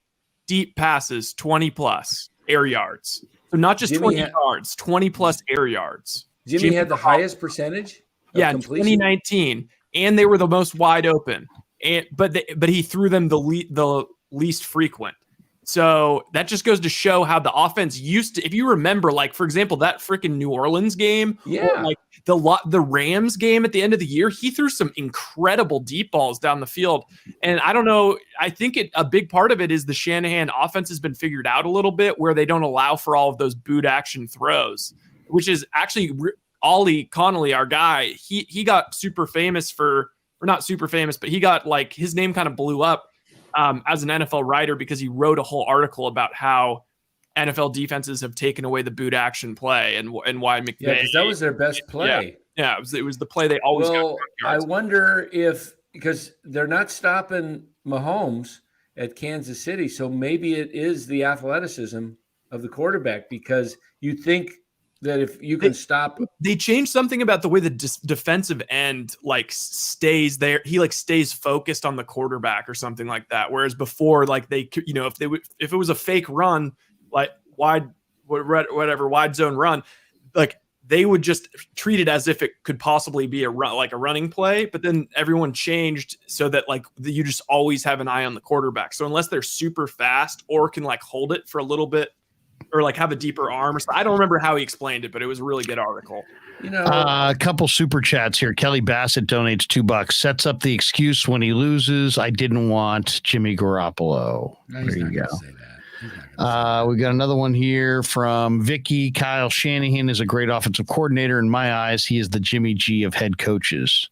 Wow. Is this the Vicky that's in our fantasy league? Wow. I'm not sure if that's a compliment. This is Vicky that's in our fantasy league, right? Yes. That would Danny, you see her and you think that's a Vicky who beat me down. Well, I couldn't remember the last name. I didn't know if we had, but she's already won, and she hasn't even played Stephon Diggs tomorrow. And she's up late at night in the chat, and she's gloating. And she's in right now. She hasn't said anything bad about you on the chat, but privately she's going, that Coach Emilio guy's weak. I mean, I'm gonna be pulling for her against the Krugerrands or whatever. Well, you better be pulling for her because she's going to go down in a big bad way. Flav says, here's $4.99. Hard for Shan.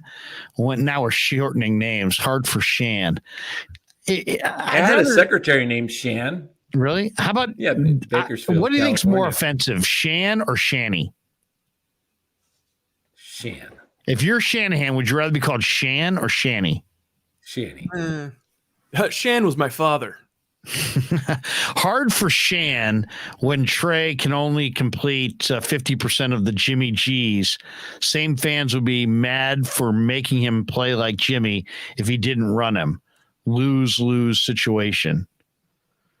I see Flav working. I see him working there. One of the things that I don't know why we didn't see it with Trey, but I wanted to see a lot of plays where he would kind of roll out and throw either to the short man underneath or throw it long to someone crossing or run it. But running up the middle, I could see Trey running on the outside more because you have the ability to see what's coming at you and you can get down before you take a big hit. You can run out of bounds. You could dive forward so you're not getting blasted. But that seems to me to be the tool that would open up the offense more, where you don't know what's coming. And then you can roll out Trey on a rollout and flip it to Debo on a reverse. Just get more creative with using Trey's strengths, but running them up the middle like a battering ram just made no sense to me. It makes no sense, period. Risk reward. I mean, think about it. Is Trey or is your quarterback? Take Trey out of it. Take Shanahan out of it. Just say, hey, is your quarterback's health worth 4 yards? No, it's not. I mean, somebody doesn't said matter. Doesn't matter if we're talking about Shanahan's quarterback or the 49ers quarterback or Trey Lance or Jimmy Garoppolo or any quarterback in particular. You just say the question. You just say the statement. I'm going to run my quarterback and I'm going to run him between the tackles and I'm going to get 3 yards, 4 yards. Is it worth it? No, it's not. So, I mean, that right there, end of discussion. I really don't want to hear anything more about it. Anybody who's defending it, you're just defending because you want to defend Kyle Shanahan and the 49ers for some reason. That's fine too, but admit it. You can't argue that the health of your quarterback is dependent on 3 yards or 4 yards. I mean, there are people that I've talked to the last few weeks that don't want to talk about other teams' backup quarterback. Like the backup quarterback means nothing because it's all about your starting quarterback and it's all about it's the starter. Who cares who the backup quarterback is? All this talk about the backup quarterback. Who cares about the backup quarterback? I mean, how many times do we have to hear that in the last few weeks? So if who cares about the backup quarterback, then you can't. That means it's all about the starter. And if it's all about the starter, you can't subject your starting quarterback to voluntary hits from an NFL defense. It's not a sustainable plan. Nobody has had that plan that I can think of. That's not Seattle's plan with Russ. That's not Buffalo's plan with Josh Allen. That's not Andy Reid's plan with Mahomes. That's nobody's plan. James Dumal says 3 quarterback power runs in the first half. Kyle needs to be fired. He's a play designer, not a head coach. I don't know what to say to that. And Nick follows up with that and says, James, that makes no sense. That statement should be reversed if you believe that. Hey, Nick, is that I'm looking at your picture there. How do I blow that up? Is that a Dodger hat you're wearing, Nick? That can't be. Al A says, here's $5.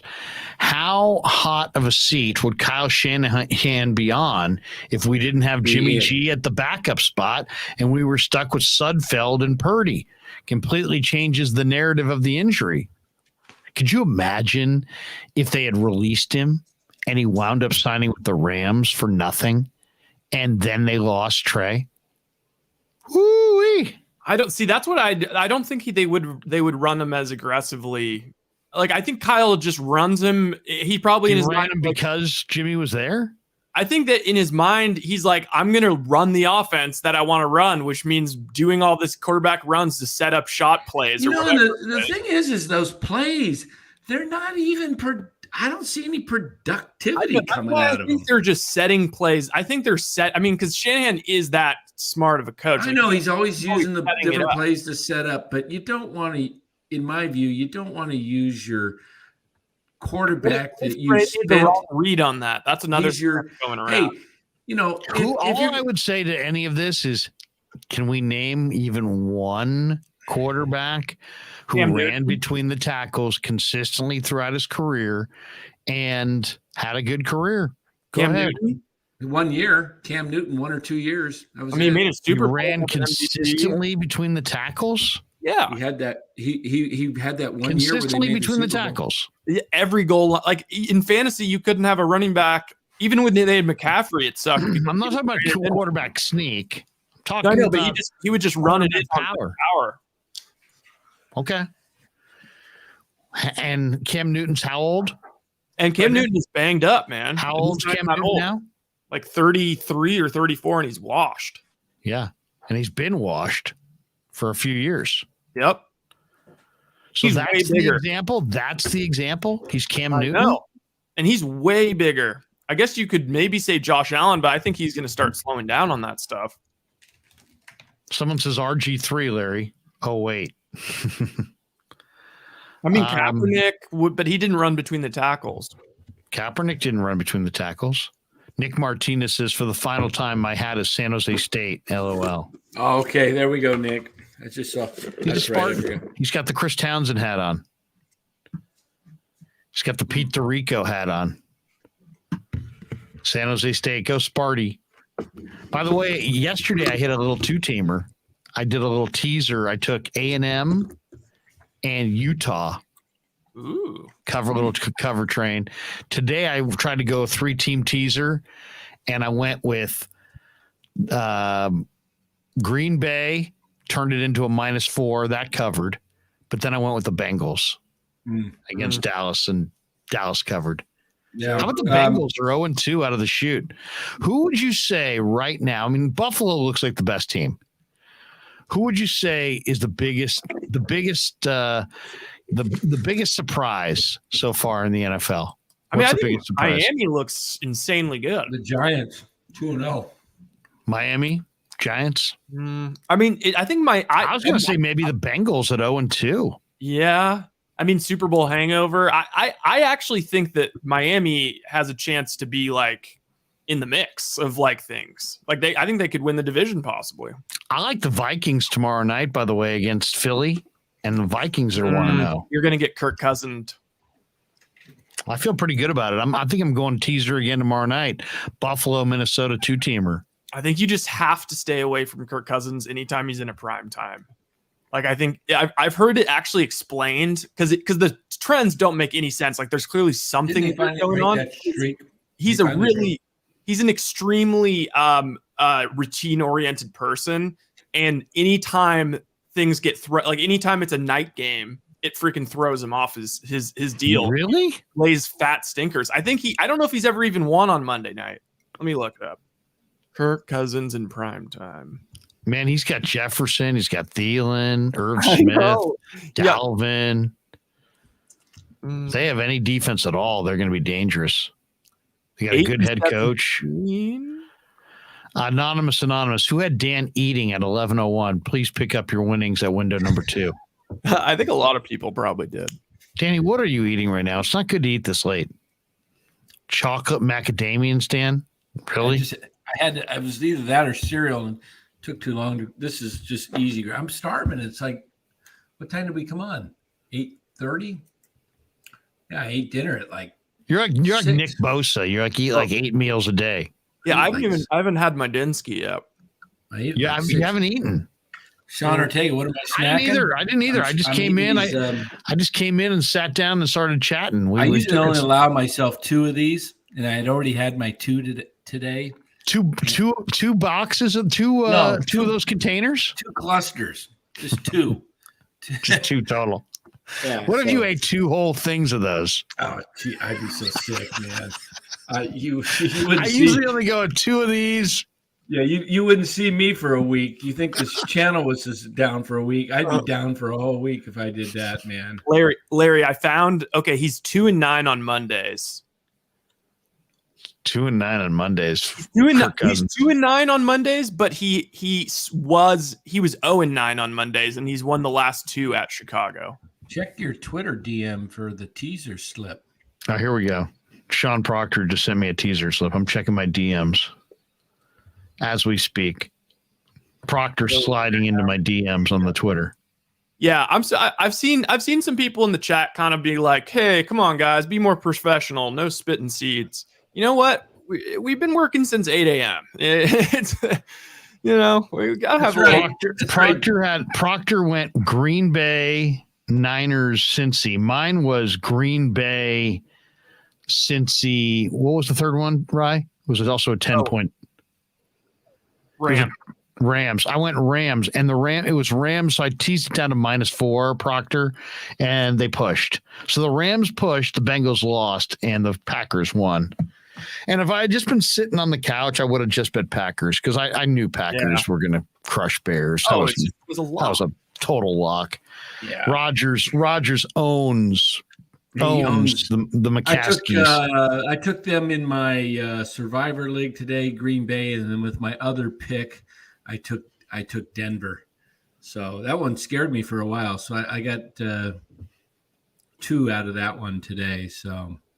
But, Nick Martinez says the Krueg show. This is streaming. Eating on streams is 100% normal. Absolutely.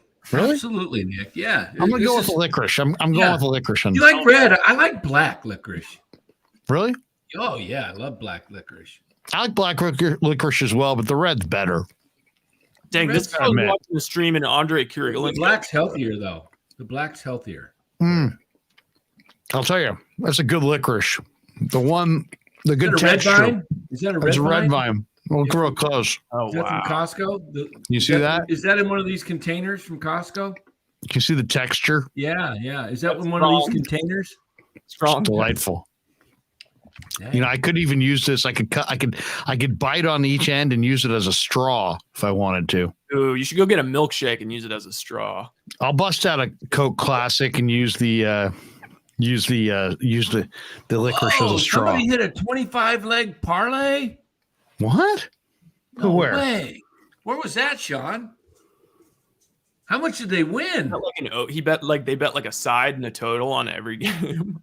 Yeah, I was going to say that's every game in the league, probably. Yeah, Shante. It is part of the Krueg show experience. Hey, did you guys see? Wait. Herm Edwards. Herm Edwards got fired today from. I ASU. did see that. Herm, goodbye ASU. We played get fired at the game. Vicky Pelich, look out, Larry. I'm coming for you. Week 9. Yeah, go Vicky. Kick his butt. Guess what, Vicky? You're going to beat me in week 9. You know why? Because I looked at my team. I've got like 7 guys on bye that week. Oh, I got guys in week 9. Vicky, you're lucky. I'm gonna look. I'm gonna get a little closer to the camera. Vicky, you're lucky. You're very, very lucky. Wait, is that substitute Larry? No, substitute Larry's like this. Vicky, you're lucky. Vicky. That's it. You're very lucky. Lucky, right, Ricky? See, now we know we're like amusing ourselves. Yeah. I got a new slogan. Now it's like now we're taking the YouTube channel for just like a spin around the yard. Have you noticed that? Now we're back. Now we're doing wheelies. Now we're doing wheelies. When you play Vicky, the new term is you just got pelliched. You got pelliched. Dude, you got pelliched, dude. You got pelliched. Nick Martinez, he's not substitute Larry. He's stroke Larry. Is this from last night? Last night. No, that's a comment now, but last night. He's saying stroke Larry. Okay. You're having a stroke. Okay, I'm not going to joke. I'm not going to joke. I couldn't stop laughing when Lynn before we started, he came in. I was just, it's ridiculous. Disturbed. Look at Rye. Look at Rye's got Cap in the background. Cap. He's finally ticked. Was that the one game he actually got ticked off and got thrown out? Yeah. Jeez. One game. He should have been thrown out like 5 or 6 times. Guys were just left. I don't have like a good reason for why I want Cap gone, but do I have to have a good reason? Wait, remember this? What is that? Is that a toe? That's the massage, or that's the pedicure place with the fish that eat it off your toes. Do you know what I'm saying, Danny? Though you see what I'm saying about Cap? It's like I don't have a real good reason that I don't want him coming back. Do I need a good reason? No, I mean it's just can't we just kind of want somebody else? Completes. Which one is that one? I wonder if I have that one in I think stock. that's the pot roast. I think that's the pot roast. It says turkey batter. Oh no, turkey batter. Wait, let me get the direction. Let me see what the ingredients are and what mine is. White turkey batter, water, modified food. Oh, dude, this is gross. This actually shouldn't be read.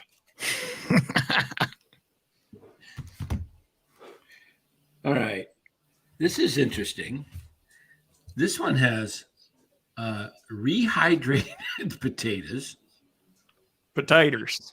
water, dehydrated potatoes, rehydrated and dehydrated. Oh, why so don't you just put in regular potatoes at that point? So they dehydrate them and then they rehydrate them. Interesting. Mono and diglycerides, sodium acid. Doesn't sound good. Pyrophosphate, sodium bisolite, whatever. And you're gonna have to get your pyrophosphate checked pretty soon. Jeez. Modified cornstarch. Modified. So it's not really real. It's just it's modified. So you know, one of the guys who follows me on Twitter is a guy named Scott Ford. And this guy's the biggest Jimmy G fan. He's like, he sends me a tweet tonight. He says, at Sports Larry K, Jimmy G needs to be signed long term with multiple exclamation points. Why in the world would you ever do that? At this point, wait till the season's over and deal with that when it comes. Wait, what's this one from HR? He says turkey plus deep fat fryer. What's he talking about there? I think he was reading the ingredients of the complete. Oh no, you can put a turkey in a fat fryer, like in a no, seriously. My brother-in-law a few years ago for Thanksgiving did a deep fried turkey. And the idea of it sounded really good, right? I was like, "Oh man, it sounds awesome." As we got closer to the event, I'm like, you know what? I'm thinking, is this going to be like some super greasy, oily, turkey? I mean, you're deep frying it, right? It doesn't seem, but so he deep fries it, and I guess you got to do it. You really have to follow the instructions like to absolute perfection. The right temperature, the right way to lower the bird into the vat of oil, and you can't just do it. Your thing will blow up if you do it wrong, and you'll seriously kill yourself or do serious damage to yourself. So he did it right. He puts this thing in the deep fryer. It was, I mean, I swear to you guys, it was one of the best tasting turkeys I've ever tasted. It was moist, but not only that, like because the cavity is totally surrounded by the oil. Unlike a bird, when you put it in the oven, where it's like kind of raw on the bone than it is on you almost have to wrap the breast meat with like foil so it doesn't get too dry to make sure that the inside cooks. But when you deep fry it, the oil goes in the cavity of the bird, so it cooks totally evenly. Like the turkey that's closest to the bone structure is the exact same cooked level that it would be on the outside. And it's just incredible. Absolutely incredible. Not oily at all. You would have no knowledge no hint at all that it had been deep fried as opposed to just in a conventional oven. It was incredible. That they did. Really, really good. Yeah, that's I've heard those are pretty good. Putting those in the what's going on? What do we got going here? You told me to search deep fried turkey Thanksgiving fails, and so I just put on. Oh, that's really funny. That's funny. Oh man. Turkey fails edition. Oh, this is just good old wholesome fun. Yeah. Oh my gosh. Wholesome. What the hell is going on there? Oh, that looks terrible. Oh man, that's bad. Big old turkey jerky. You know what? I always like the idea of my girlfriend's uncle and I guess aunt, they do a thing where like the mom, the aunt makes a responsible turkey, and then the uncle just tries a new crazy turkey every year, and a lot of times it's just pretty not that good. I'll tell you what I did a few weeks back, and maybe I'll do it again this week. I really enjoy it. I'll go to like a Lenardi's, right? And then I'll look at this guy. With my God. He has no idea what he's in explosions for. Coming. Oh my God. Oh. If you have huge flame like that, you already got huge problems. Did that guy just cook it in 1 second? No. He's just giving it a base or whatever on the, just giving it a little bit of. Oh, this is making me like really hungry. That guy's like, I'm going to lose an arm over this. Look at Buster there. Hey, Ryan, check the picture out I sent to you, Buster, today. Oh. I just texted you a picture to put up. I cut Buster. Fried turkey. I cut Buster today. Oh, my gosh. Oh, look at that fire. Oh, my goodness. It's next to a propane tank. Oh, my goodness. Oh, my God. Oh, man, he's got to get the propane tank out of there. Oh, my goodness. It's way too close to the house. No, that's just awful. But these deep fried turkeys. Oh, my God. Anyway, good stuff. Good turkeys. All right, Dan, I'm trying. Yeah, I got a picture of Buster today. He was sleeping. Kind of reminded me of, since this subject talking about it looked like a turkey going in the oven the way he was laying down. Oh, but I was going to say, you know what I did a couple weeks ago that's really good. So you go to Lenardi's, you get like a turkey breast, and you ask him to butterfly it, right? So he butterflies it and opens it up, takes it off the bone. Then you get some string, and you make some stuffing. And then you put the stuffing inside the turkey. And then you get the string and you tie the turkey together. And then you cook the whole thing, the stuffing inside the butterflied turkey with the strings around it, like a roast. We should actually. And then you cut, and then you after you take it off and you let it cool, you slice it, and you basically every piece is like, turkey with interior stuffing, like tied into the bird. That bird is. It's super good. At this point, I just don't even try and get it off. I just say this thing's not getting. Yeah, then that's when you say, "Hey, we're going out for burgers." Exactly. 5 guys. Just shut the thing off and turn it, or put the hose on. Come on, seriously, what's that? That's charcoal. That? Yeah, that looks like a turtle. That's good. All right, guys. All right, that's going to do it for us tonight. We're 3 hours in. I got to go watch the game again, so I've got new things to say about it tomorrow. Are you on it all tomorrow? Well, I'm on the channel. Where the Giants play tomorrow night, right? Do they not? Let me check that. Let's check that. If not, we'll come on after the Monday night doubleheader. I got it. I'd love that. Is it a doubleheader tomorrow? Oh, hell yeah! 2 football games? Hell yeah, Dan. Ooh, yeah, Minnesota, Philadelphia. Who's the other one? Is Buffalo playing tomorrow? Oh, yes, they are. Buffalo and who are they playing? Buffalo Soldier playing the Titans. Oh, that's right. Double. Okay, so tomorrow night, the Giants are on early tomorrow. They should. Oh my God! Should we just? They're in Denver. They're in Denver, so they play at 5:40. Yeah, so we tease the 2 games together. Should we create a Krueg Show tease right now?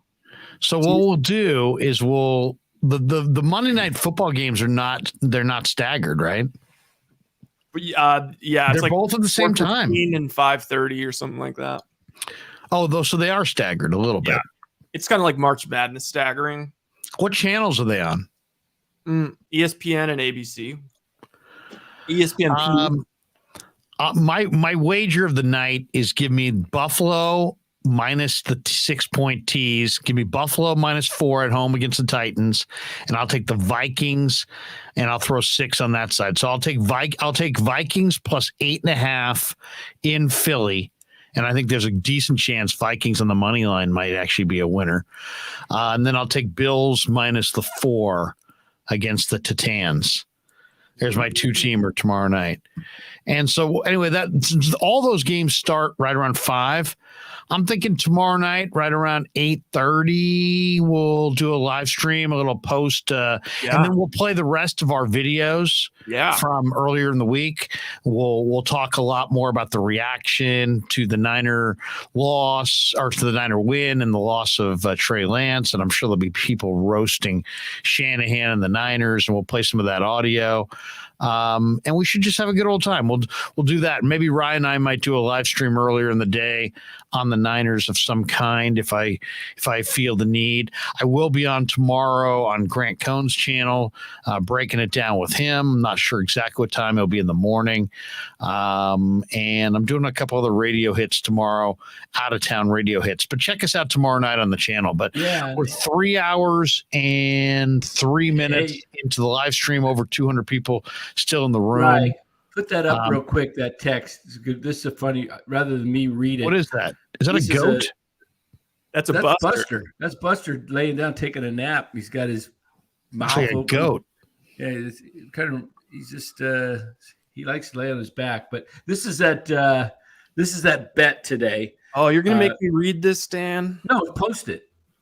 All right. Are you able to post it? Or I could just read it. Yeah, I'll screenshotting it and then I'll put it up. Yeah. So this was, but I had a tweet today. I want to ask you guys your opinion on this. Do you think this is a bad take on my part as a Giants fan? I said that Daniel Jones is overrated. No, as a San Francisco Giants fan, I'm trying to find my tweet here, but I said something to here it is. As a lifelong San Francisco Giants fan and a season ticket holder, you always got to drop your season ticket card. Yeah, I was going to drop that. So I got to make sure, because people say, "Oh, you're not a real fan." I put my money where my mouth is. All right, yeah. So as a lifelong San Francisco Giants fan and season ticket holder, they are so irrelevant now. I'm hoping they lose every game while young guys have great success. Want to see them finish last, to be thoroughly embarrassed, to force wholesale changes and a regime change. It's 49ers and Warriors time now. I want to see him finish last. That's good. I want to see him. Is that bad? I don't want to see him. Why they're 30 plus games out in third. Let's just say you may be parking your garage in Cyrus's garage as well. Well, I want to. No, Danny, I think you're fine. What you want is you want them to be a laughing stock, so people laugh at them, so that brings them great ridicule, so they feel forced to make significant changes instead of rearranging deck chairs and telling everybody how great it is. I want them to be the national laughing stock, so that. But that's impossible, isn't it? Then would they have to? They're 5 games in front of Colorado. They got Colorado like 7 times left. They're only 5. We can always hope. Why not? I'm hoping for if you're not going to win, you might as well lose in horrific fashion to create a stain and create change. I'm with you. Yeah. Okay, if you want to author change, the best way to do that is historic losing. I wouldn't mind like a banana peel being thrown on the field and Kapler slipping on it just once. So anyway, you got that up. There's the bet. The 25-team parlay from Sean P. He sent me a direct message to my Twitter. The dude bet $7.16 on a 25-team parlay to win $1,060,000. He tried to cash out before the 24th game for $135,000, and FanDuel wouldn't let him. Everyone started tweeting at FanDuel. He tried again at halftime of the 24th game, and it worked. He cashed out for $280,000. He won the 24th and 25th game, left $750,000 on the table. Wow! Oh gosh! Who? That sounds like Jerry Jones running of the Cowboys. Oh my! That's just unbelievable. But you know what? Take your 280 and get down the road. Yeah, I mean, that would be hard to swallow to find out that you lost on the last game. So this had to be college, all college, or a combination of college and NFL? College. I'm sure it was college and the NFL. Yeah, it had to be a combo because, oh my goodness. Yeah. Some of the worst bad beats. Do you ever see that one where the guy's he's going to win a six? Is that the one six? where he has the turkey in the air fryer? This guy had a pick six in a horse race, and the guy was coming down the stretch, and he's like 5 lengths ahead, and he's only got like a furlong to go, and the horse bucks him and throws him over the horse goes over the rail, and the guy lost over him, like I want to say it was over $1 million or something. Oh my God! He's like, it's all he had to do was just stay on the horse. You know what's a messed up one, Dan, is that, remember, I think it might have been Sean P. brought it up, the bet that was like Trey Lance 100-1 to be under 60% completion. And I remember being like, honestly, I could see him being under 60% for sure. And like, that's pretty reasonable. And then now if you had bet that, like you just clutched it because it's only 2 games and he's under 60 and you clutched it. Let's do this. Let's pay our sponsors. We'll be back with our final word after this. Larry Kruger here for Telmetrics. Thanks to Casey Bateman and the good people at Telmetrics. If you're an occupational therapist, if you're an orthopedic surgeon, a chiropractor, a physical therapist of any kind, Telmetrics is designed for you to use in your practice and will greatly benefit your patients. Telmetrics uses computer vision and artificial intelligence and provides a platform for outpatient rehab therapy services, both in the clinical and the telehealth environment. So using Telmetrics can improve your patient's experience and much more. So for all your sports injury needs, or if you're a physical rehabilitation specialist of any kind, make sure you use telmetrics.co, Telmetrix.co. And thanks to Casey Bateman and all the good people at Telmetrics for being a proud sponsor of the Krueg. I'd like to thank our sponsor, Dan Coach Emilio. Dan is a buddy, and he is a phenomenal retirement planning specialist. And you can contact him today at securemoney.com or at his number 925-628-9966. There's a lot of uncertainty in our world right now, and you want to make sure that your money is secure. That is the key. Danny's got 25 years of experience, born and raised right here in the Bay Area, and he can help you get an immediate 10% premium bonus on your principal retirement account. So give him a call, 925-628-9966. He'll make an appointment with you, and you can sit down. It's not a one-size-fits-all kind of a deal. He'll consult with you and come up with a strategy to get you going to where you want to be. Once again, 925-628-9966, securemoney.com on the web.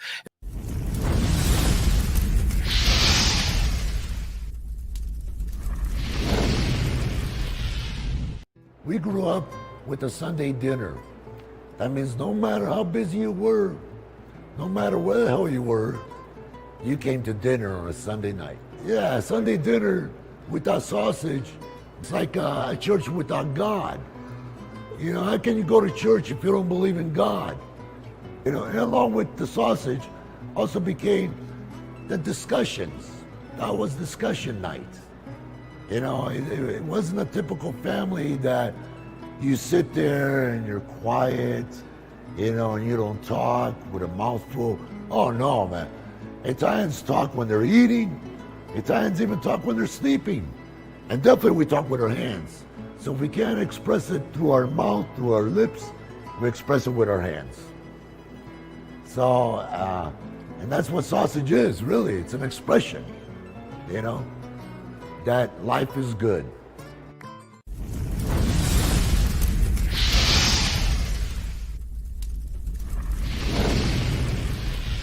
So New York Style Sausage was started over 70 years ago. We are the largest producer of fresh Italian sausage on the West Coast.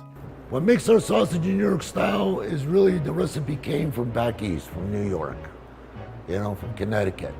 If you look at all of our labels, there's maximum 4 or 5 ingredients, which we're really proud of. There's no preservatives, no MSG, fresh in, fresh out.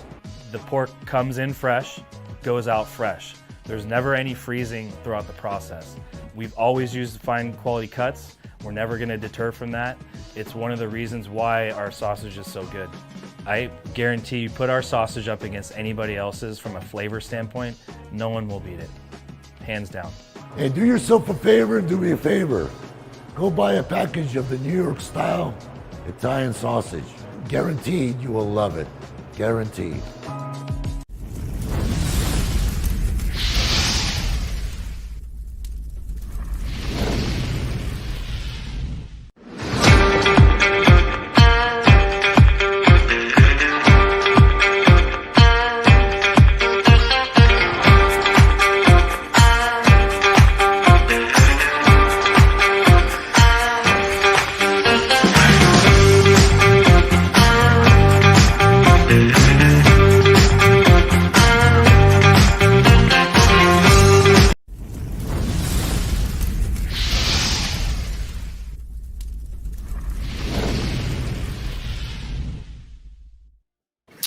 welcome back to the Krueg Show. Larry Krueger, Ryan Smith, Dan Coach Emilio. Our final couple minutes before we call it a night. We are 3 hours and 13 minutes into our live stream. Gentlemen, it's great to be back. It's fun to be back. Glad to have you back. Everybody's in the chat. Glad to see you. It's good to see you guys. All right, one quick question here. We talked a lot of football tonight, but just one quick question. Who's going to win the AL MVP, Shohei Ohtani or Aaron Judge? Judge is first in everything. Shohei Ohtani, though, he's having an incredible year. Pitcher, hitter. Problem is that if you give it to Ohtani this year with Judge doing what he's doing, then you can't ever really rationalize not giving it to Ohtani every year. Danny, that scraping of the bowl is really killing me. Look at that. What do you say to this? Brian Witt. Wait. Brian Witt said not just either Shanahan made it. It's not just eating; it's eating in like utensils. It's really crushing me. I'll see if I can. Really distract. I don't remember Stephen A. doing that in the middle of the show. I don't remember Skip doing that in the middle, just eating out of a bowl of cereal. It's 11:32. All right. Seinfeld used to do it. That's right. Who did? All right, what do you think about this tweet? What is the other option?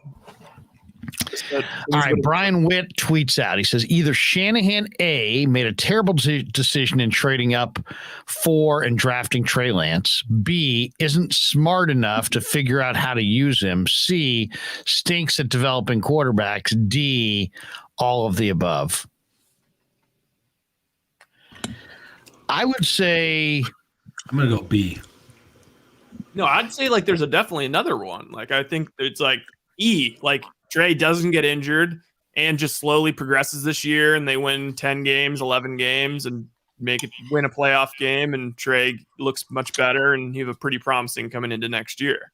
Yeah, I would say that, you know what, Trey is the same guy today he was on draft night, and that is a great young prospect who needs coaching.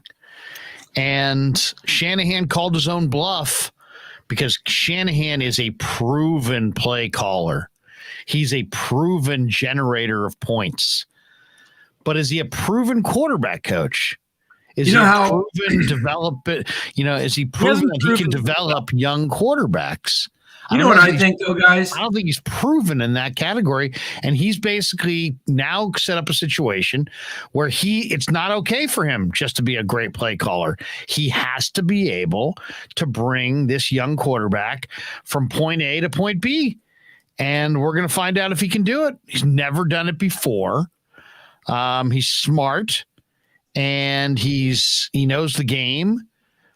He's got a great offense. He should be able to do it. But there's no guarantee that he can. That's what makes it so interesting. You know what, Larry? How do you think it would have went over?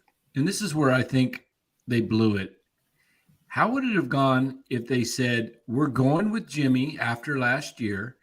We think Trey is our best upside for the future. We drafted him because he had the most upside and he needs a little more time to develop. The clamoring would be too great, I feel. And we're not worried about sitting him for 2 years, learning and getting development and getting some spot playing time, because we're going to run out Jimmy's contract because Jimmy's proven that he can win in this league, and Trey's just not ready yet, but we believe he will be, and we're going to go with him in year 3. I'll tell you what, I'll give you my professional evaluation of it. My professional evaluation based on what I've seen. I think I've got a pretty good feel for this.